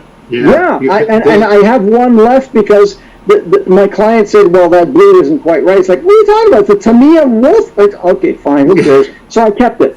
Yeah. I have a friend of mine who was a race driver over in Europe and here in the United States, and he's old. He just turned 90. He was actually one of the drivers of one of the cars when they filmed Le Mans. No way. Yes, and he's got a Tag Heuer Monaco watch that was given to him as the other race drivers were by Steve McQueen for doing the movie. And he's got it. And he said to him, how much longer do you think you're going to live? And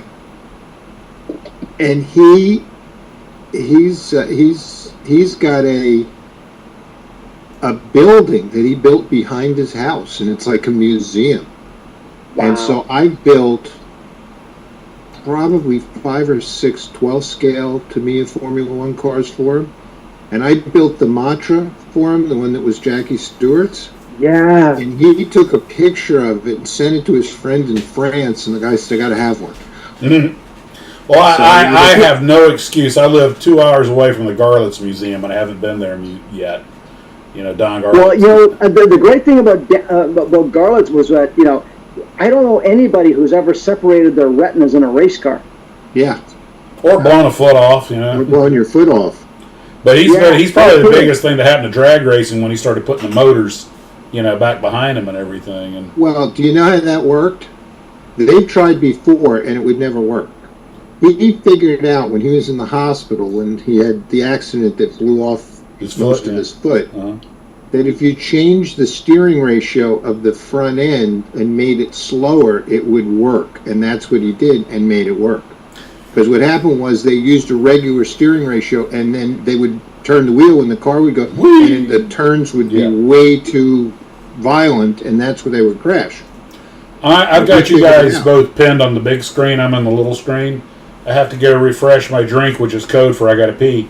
So I'm going to have you two guys carry the live stream for a few minutes till I come back. No problem. Are you kidding? Okay. No. I don't know what I'm going to miss, but I figure when you two gearheads go at it, it's going to get intense. Hey, John, what's your favorite Tamiya Formula One kit? Oh, geez. You know what? You're going to think this is kind of crazy, but believe it or not, it's the Brabham, the BT50. Oh, okay, the 50. Yeah. Well, one of the reasons. So in my office upstairs, I have Lotus 78, which was Mario Andretti, and there's a bit of a connection. I'll tell you a story. I actually met Mr. Andretti, which is an interesting one. Oh, I did too. I have an interesting story too. Yeah. Okay, we'll get back to that. Yeah. And the Wolf, and believe it or not, I could sell tons and tons of the Alain Pro Renault in 120th. That's my favorite one. Yeah, but nobody wanted to buy the René Arnoux. Yeah. And it's funny because René Arnoux and Gilles Villeneuve became such great friends. Yeah. Because of the French Grand Prix and then banging wheels. It was the most contested second place in the history of Formula One racing. So get back to Mario Andretti. So, again, this is 1999, Molson Indy Toronto. I have to take my client on a Saturday morning. We're walking through the paddock, and the paddock at IndyCar is always organized chaos. I'm walking through, and I hit something with my right shoulder. I look, and I just hit Mario Andretti in the head. Oh, hopefully it knocks something in place. Yeah, well, not only that, but I didn't realize, first of all, that he was that diminutive. Short. He's very short, yeah. Very short. And I went, oh, Mr. Andretti, I'm so sorry. He goes, he's rubbing his head going, that's okay, call me Mario. I said, okay, Mario, the Lotus 78 versus 79, how much stiffer was the 79 versus 78? And did you really stagger the car at Monza through, Curve Grande so you could get it? And he went, oh, yeah, we did a lot of stuff Colin didn't know about. And we're having this wonderful conversation. And he suddenly realizes that, you know what, I've got a lot of stuff to do. I'm really sorry. It must have been 2 minutes. I got to go. I said, Mr. would you please sign my pit pass? My pleasure. Signs my pit pass. And I take my client to the players' paddock because Molson had a relationship with players at the time. And there's Greg signing a whole bunch of stuff for people. And I catch his eye and he catches mine. And he goes, okay, I'll be there in a minute. Signs all this stuff. Greg Moore comes over. I introduce him to my client who's from Molson. And he starts shooting the breeze. And finally my client says, would you sign my hat? And he goes, is it a Mercedes hat? Because Mercedes was the power unit at the time. He goes, absolutely. He signs it. I said, Greg, listen, all the best of luck. He goes, yeah, guys, I got a crap load of stuff to do. I got to qualify. I said, would you sign my pit pass? He goes, yeah. He looks at it and goes, F, is that Mario? I went, yeah. He signed over it. Wow. I have it to this day. Yeah. It's the most awesome thing.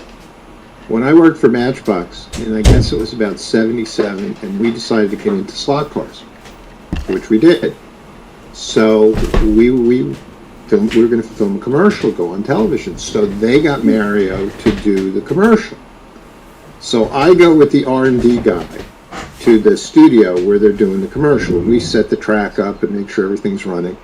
So now me and the R&D guy, we're off camera and we have the controllers, and he's doing the commercial with his 10-year-old son Michael.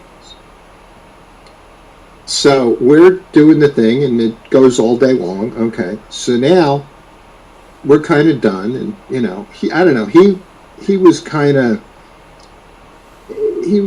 of full of himself that day, and he goes, so I'm sure you must feel glad that you're here with like the first U.S. Formula One world champion. I said, Phil Hill's not here. Well, boy, did he get pissed. Oh my God, did he get pissed. And he remembered that because I saw him years later at some signing event at a diecast store in New Jersey that he knew the guy. Right. And I went there to get some stuff, and he looks up and he goes, "Oh, you." I was like, "Yeah, it's me. You seen Phil lately?" Oh, yeah. Well, sadly, So he was supposed to do all the promotional things for our, trade shows and stuff. Right. Well, every time there would be a trade show, he couldn't come. So he would get Johnny Rutherford to come for him.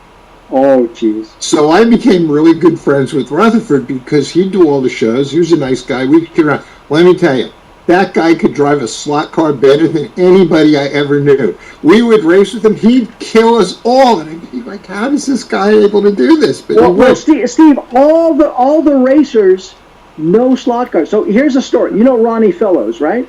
Yeah. Yeah, okay. So I know Ronnie because he was an instructor at the racing school that I went to. So Fly came out with his Daytona winning car. So through a buddy of mine I said, listen, I want Ronnie to sign one of these. Yeah, no problem. So I meet Ronnie at Mosport because I had a lapping day. Ronnie looks at it, he signs it, and he goes, I've never seen a die-cast this small. I said, Ron, it's not a die-cast. It's a slot car. He looks around and goes, people still do that? I understand they just built some new slot car tracks in Canada. Some real nice ones. Yeah. So I said, Ron, slot car racing, it's a moped hobby. He said, what do you mean? like a moped. It's a lot of fun to ride. You just don't want your friends to see it while you're doing it. That's all. Yeah. And you're like, I'll tell you another funny story. Dan Gurney, okay? Oh, okay, hold on. Okay, you go, and then I'll walk you upstairs if you want a Dan Gurney thing. Hang on, keep going. Okay. I'm at Pocono with my then fiance, and this is when he was doing the stock block car. So he's going through the pits, and I said, excuse me. I said, you're like my childhood hero. I said, would you mind if we took a picture? He goes, oh, no problem. So my wife takes the picture. Then my fiance. Now, this is before digital cameras, okay? So I'm thrilled. I got this picture with Dan Gurney, right? So we put the film in. The film comes back. She cut our heads off. Okay, so you just see two by... And I'm like, how could you do this? I'm like, all right. So now, let's fast forward like 25 years later. It's my birthday. We go to the car show in Newport, Rhode Island, and they're honoring Dan. And they had all of his cars there. I could not believe they had all of his cars there. And they had Sterling Moss was there, and David Hobbs was there, and Bob Bondurant was there, and Janet Guthrie was there. I mean, Steve just melted down into a puddle. Oh, I was like, where do I go first? I actually said to Janet Guthrie, I said, so does Danica Patrick send you roses on Memorial Day? And she cracked up. She thought that was hysterical. But anyway, so he had his book about the Eagles. So my wife says, no, get a book, have him sign it. So I said, excuse me. I said, could we get a picture? He goes, yeah, sure. So I come around, and I said, let me tell you a story. I said, 25 years ago in Pocono, I said, I was with my fiance. She took a picture, and when we developed the film, our heads were off. And he cracked up, right? And I said, and there she is. I still married her in spite of that. I said, but I'm not going anywhere until we see the picture on the screen. He goes, no problem. It's hysterical. Okay. So you want to Dan John. Gurney? Okay, Dan Gurney story. So I'm at Indy, Toronto, and I'm walking through the paddock, and I raced a Honda CT70 when I was a kid. I think I told you the story. My dad actually had the valves done so it would go faster. I still have the bike in my garage. It'll do 50 miles an hour on gravel roads. It's fast. Okay, it's not fast. with me on it. So, it would. Honestly, with you on it, it's lucky to do 30. Hold on. With me on it, it would scream for mercy. For all of you watching, when I was 10 years old racing, I was Max's weight. Really? Wow. I was 200 pounds. That's how much I need to lose. A little more than that. That's what I need to lose.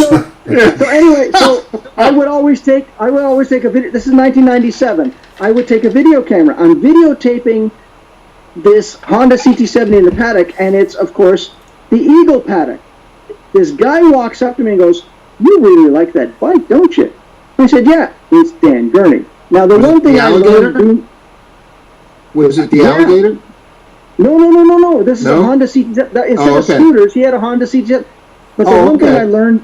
Yeah, so I worked for CBS Records. I was an actor and musician through high school and university. The one thing I learned, and was pounded into my head, when you meet somebody who's had some exposure, you have a choice.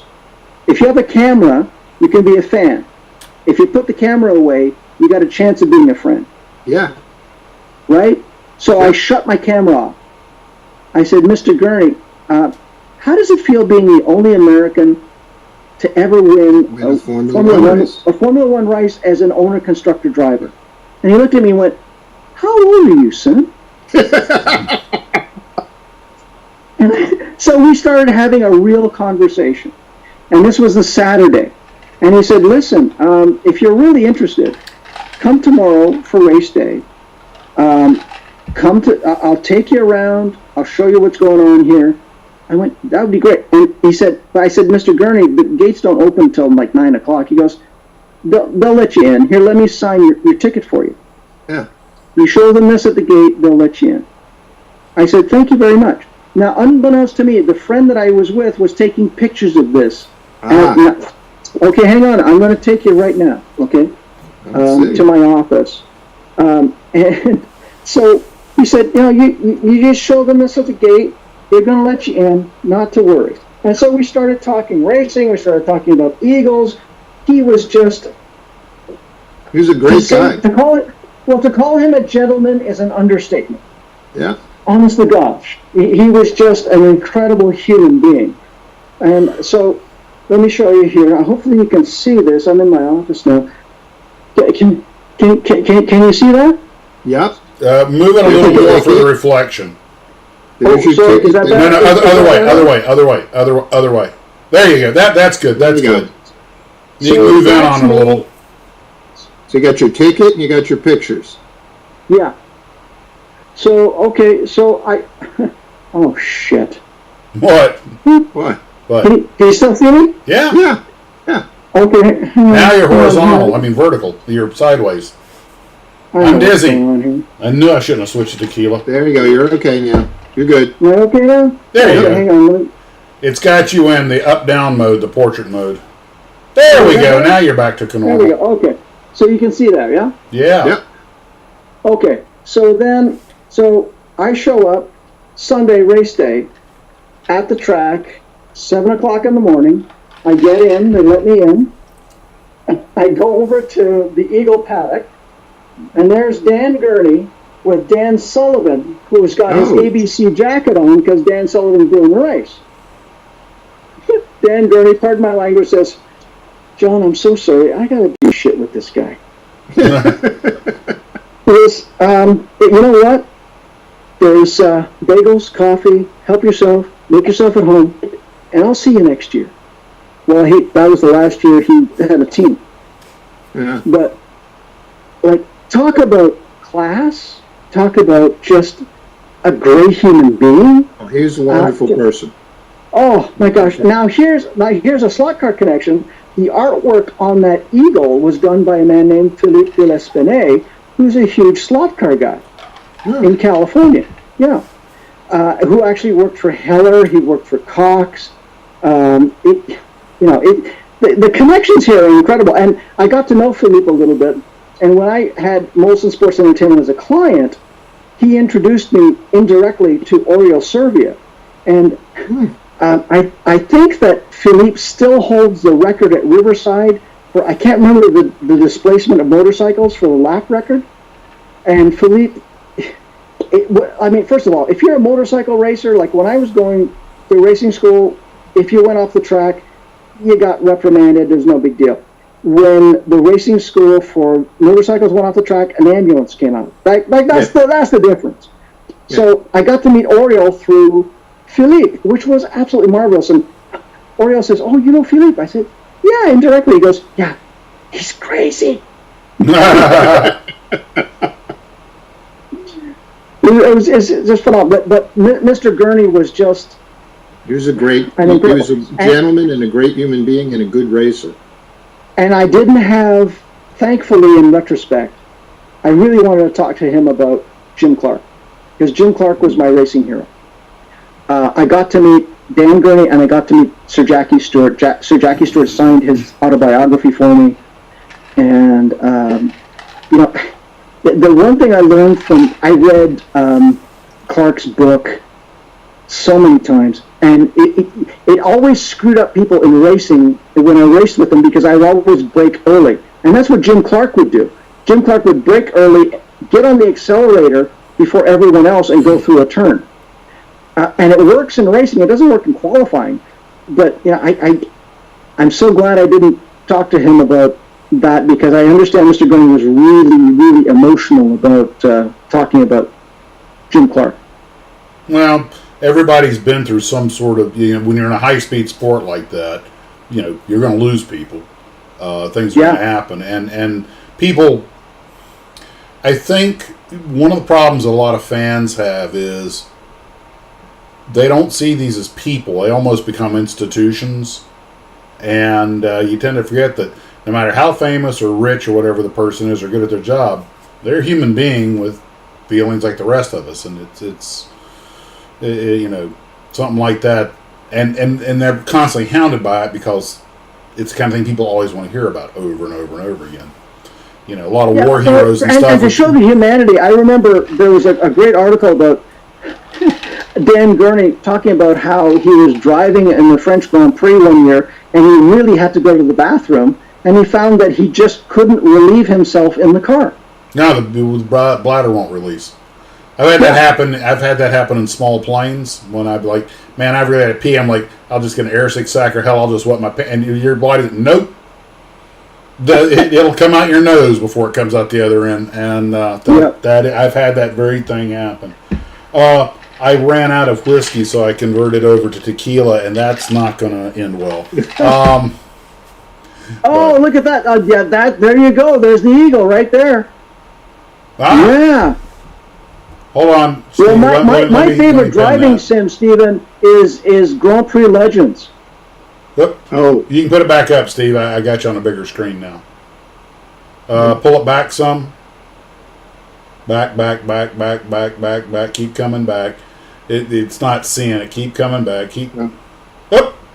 Yeah. It's kind of in and out there. Hold it against your nose. Max, I hope you don't mind me asking. How have the comments? It's just not coming through. How have the comments been? How have the comments been? I hope I haven't bored anyone. A lot of guys are talking about racing. We're down to 80 viewers, about half our best numbers. But the numbers have been declining. We're having a good time. Yeah, I think my live streams have kind of hit their peak. We were doing like 160 odd, but now we're averaging between 80 and 100. But the hardcore, the real believers. But I'm sorry. I have to apologize because I have a face for radio. I'm sorry. But it's but everybody. Well, what's happening that's different is most of the a lot of the comments are about what you're talking about. A lot of times, the comment section is strictly people off doing their own thing, which is fine as long as they're here having a good time. Because this is like a group gab session. But this time, a lot of them are actually talking about the kind of stuff you're talking. So they're finding your commentary more engaging than when I usually sit here and talk about paint drying. Well, literally. Again, I apologize because I know there aren't very many models done about Canadian racing or Canadian race car drivers, and probably but I do have half a case of Greg Moore. Reynard models that were done by Revell just before his accident. And the way I got them was because I had a relationship with a hobby store, and there was a cease and desist order from Revell that came out after his accident. And so rather than them losing money shipping the kits back to Revell, I ended up buying them. Sure. And yeah, It was a good purchase. Yeah. Yeah, but Your but collection's actually so, got a pretty good monetary value to it, I'm sure. Well, here's the thing. So James Hinchcliffe, who I drove with when he was 16 at Mosport, who is a stellar individual. I mean, he modeled himself after Greg. I met his father as well, who was a wonderful individual. Unfortunately, has since passed. But he's a huge Greg Moore fan, is James Hinchcliffe. So when he was driving for Andretti, I gifted him an unopened, in the cellophane kit of the Greg Moore Revell kit. Mm-hmm. And when I handed it to him, he asked me he said, "Do you have any more of these?" And I said, "Yeah, man, I got 10 of them." He said, "Have you ever been able to open it?" I said, "No." Yeah. I haven't. Okay. I can't. Speaking. To this By day, the way, I you're still getting have. extremely positive comments about you being on. So don't think that. Yeah. Oh, well, that's Hey, thank you. This channel's not. The monetization's $1.62 a month, so I'm not even joking on that. Yeah, but hang on, that's $1.62 US, which is like $30 60 Canadian. cents Canada. Well, it gets worse. Yeah. They don't give you anything till you make $100. I have not gotten there yet, so I'll never see any. So I don't care about the numbers. What I care is about the people who are here having fun. What is with the red tail? Is that a Tuskegee Airman Mustang over your shoulder up there? Yes, yeah. That was gifted to me by. Okay, here's a shout out for Panther Hobbies in Mississauga. Mm-hmm. A man named Alex. He still stocks my daughter's products, which is great. And he gifted that to me. I walk into a hobby store. I'll buy one thing, and he goes, "Oh, here, take this. You could probably use it. Oh, here, take this." He's just. The great thing about folks in our hobby is that they're so supportive of other people who know they will appreciate something. Yes. And use it. It's such a human connection. I'm always overwhelmed by it. To be honest. Money is a factor, but people would much rather give their stuff to somebody who will appreciate it. And no greater evidence of that is by all the great stuff that the glue troopers have sent me over the years, and I've been told there's some more stuff. And I'm sorry, but you should realize that you are well deserved of that. My father taught me long ago that money is like a hammer or a wrench. It's a tool. Mm-hmm. And you know what? Some people can take a hammer, hit a rock, and make art. Some people take a hammer, hit a rock, and make gravel. Yeah. That's just the way it is. But it's a tool. It's an enabler. What you do with it is. It is your character. So you know what? You should be really, really secure in the knowledge that you have touched, moved, and encouraged so many people. I'm glad I have. And my main thing, I mean, this whole channel is a happy accident, but my main thing is I just want people to have fun. We all have stuff in our lives. Everybody's going through stuff. And if they can... Just, that's one of the reasons movies are so popular. You get to go live in another world for a couple of hours and then come back to the real one. If this channel gives people a few minutes a day of, of a little bit of happiness, a snicker and a giggle, or as I like to say, stealing a line from Eddie Albert, hey, I like a slap and a tickle as much as the next guy, then I've done my job. You know what? But it's more than that. It's showing people that it doesn't matter whether, doing is more important than anything else. There's nothing more important. It doesn't matter whether it's good, bad, or indifferent. Are you actually creating something? Great. It doesn't. Things will only get better. There's no such thing as failure. There's only doing. And if you fail, you learn from it. Yeah, but the good thing is. Yeah. I mean, that's the basis of dating, for crying out loud. Dating, the 2-year interview. Oh my gosh, are you kidding? You got to know what bad is to appreciate good. I just had an idea for a joke. Dating, the 2-year interview that leads to a life sentence. Well, guys, it's not. I have to wrap up at 9. Well, let's hope Monica isn't watching tonight. But she can always watch it at a later date. Hey, never mind. Listen. I don't know you boys, but I met my wife on the subway. I tell people to this day, you want to have a lifelong partner, commute. My wife and I met the old-fashioned way, the internet. There you go. Yeah. I met my wife in college. So much for the value of higher education.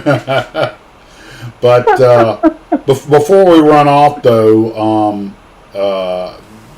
I just this having Glue Troopers come in, as a guest, is probably going to be a once or twice a month thing. I got a lot of people, hey, can I be on? And I'm like, well, this isn't NBC, sure. And we've had a few on where next week I can't do a live stream because I have a wedding. And I was like, well, I could sneak home and do it. And my wife was like, nah. You just, they'll appreciate you more after a weekend without. We have a young fella, Gavin Swan, who we're hopefully going to have on in 2 weeks. And what I'm really thrilled to have him is because he's very young. He's a teenager, or I think he's a teenager, early 20s. Is he related to Alan Swan?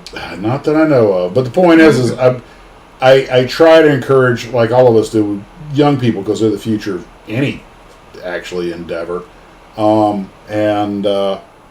But I really do believe we grew up, and I say this on almost every episode, but I really do believe we grew up in the Overton window of the coolest toys with all the modern conveniences, good food, good medicine. We wanted for very little, and not that the 60s or the 70s or the 80s were perfect by any means, but on the whole, I can't think of between 1950 and 1990, I can't think of a better time to have grown up. Well, I have to interject here, Max, because as an old person with what is now a vintage car, so we have a 1993 Mazda Miata. It only has 61,000 kilometers. What is that, like 40,000 miles? Yeah, about 40,000. On the odometer. We bought it when we were new, and here's a quick story. So I'm at the Mazda dealership that we actually bought the car. I take it there for service all the time. There are two service individuals who've been there in this company for over 45 years. They see our car. They flip a coin. The winner of the flip gets to work on our car. And they're the only ones who know how. So I'm in the lounge waiting for our car to be serviced. This gentleman walks in, and I'm going to say kid because he's like 35. He walks in. Whose Miata is that? Because it's Mariner Blue. I said, mine. I'll buy it from you right now. Name your price. Yeah, I said, dude. I understand. Okay, dude, I can't do that. My daughter would kill me. He goes, okay, well, you at least have to bring it to oblivion. Now, I'm old. What the hell does that mean? Well, guess what? There is a car show in Ontario called the Oblivion Car Show. It is 70s, 80s, 90s, and 2000 Italian, German, and Japanese cars. So I took it there. He set everything up for me. Wonderful chap. I was the oldest person there. Yep. And you know how many cars were there were 250 cars being shown. Okay. Admission was $30 Canadian, and it was sold out. If you don't think the future of automobiles, our hobby, because it's very much connected, is healthy, please be heartened with that. And I've been participating in this for a number of years. And what's really weird is that people come in and go, so how did you get your car? And I went, I bought it. Yeah, bought it new. Yeah, because everybody else is like, well, I bought it from my neighbor who died. He's like, no, I'm the original owner. And they look at me like, really? Well, see, you bought yours new. I bought my 07 Mustang from a friend, and it's still got 44,000 miles on it. And they only made 500 that year, convertibles in that color, so it's not rare, but it's not super common. And then we have Steve, who decided to buy a 58 Imperial and try to rebuild it. 57 Imperial. And his goal is to drive it before he dies because... Well, don't forget, Imperial was its own badge, brand at the time, right? So there was Chrysler had the Imperial, Ford had Continental, and then GM kind of screwed around with My goal is simple. I want Steve to get the car fully restored and leave it to me in his will. And You'll have to fight my son for that, but do that, and I'll lose some weight so I can live a little longer. You would have By to. the way, John, here's Right here's into the it. box art I was talking about. My favorite box art, Lynn Wood's Yeah. Spitfire. Oh, Yeah, that was gorgeous. it is. Yeah. Well, Yeah. guys, it's that time, so I'll let everybody give their closing shots, and then I'll shut down the live stream. We'll still be on the Zoom together for a minute, but anything, any parting thoughts or? Well, I think that. Go ahead, Steve. Sorry. Well, I think it was great to have John on. I said he was very informative about both technique and stories, and everybody loved having him on, and we'd love to have him back on again. John, any parting thoughts to the? Well, first of all, thank you for having me, because as I said, I have a face for radio. I know I haven't been doing videos lately, but that's only because the weather has been so good up here, and I've been spending time with my wife in our car driving. I can't state enough how much you and Steve do for not only the hobby, but for people who just want to connect. You folks. I'm going to get teary here. No. Bless you both. You guys are awesome, and thank you so much for allowing me to participate in this. I really, really appreciate it. Well, You've it's been a great addition, and you really added to the show, and we're very glad that you were able to come on, and hope you can come on again. Well, listen, if you guys ever want to learn how to skate, I'll teach you. Yeah, you so do not want to see that. No, the only thing I want to do in Canada is, well, we won't talk about that. Okay, just quickly, here's a great drink. I call it, you can call it a slap shot, a hat trick, or a Dudley Dooley. It's really good. So Canada Dry ginger ale, yeah. Okay. CNC 12-year-old rye, and pure Canadian maple syrup, 3 tablespoons. Good Lord, you will not see daylight for days. That part, folks, I'll let everybody run. Want to thank everyone coming out to join us tonight. I hope you had a little fun. Thanks to Steve, and a special thanks to John Kitt for coming out and spending some time with us. Guys, we'll see you later, and as always, no live stream next week. I got a wedding to deal with, and all that implies. But 2 weeks from now, Gavin, we hope to have you on. Guys, take care of yourselves as always. Model on. And my mouse just locked up. There we go. Okay. Okay. And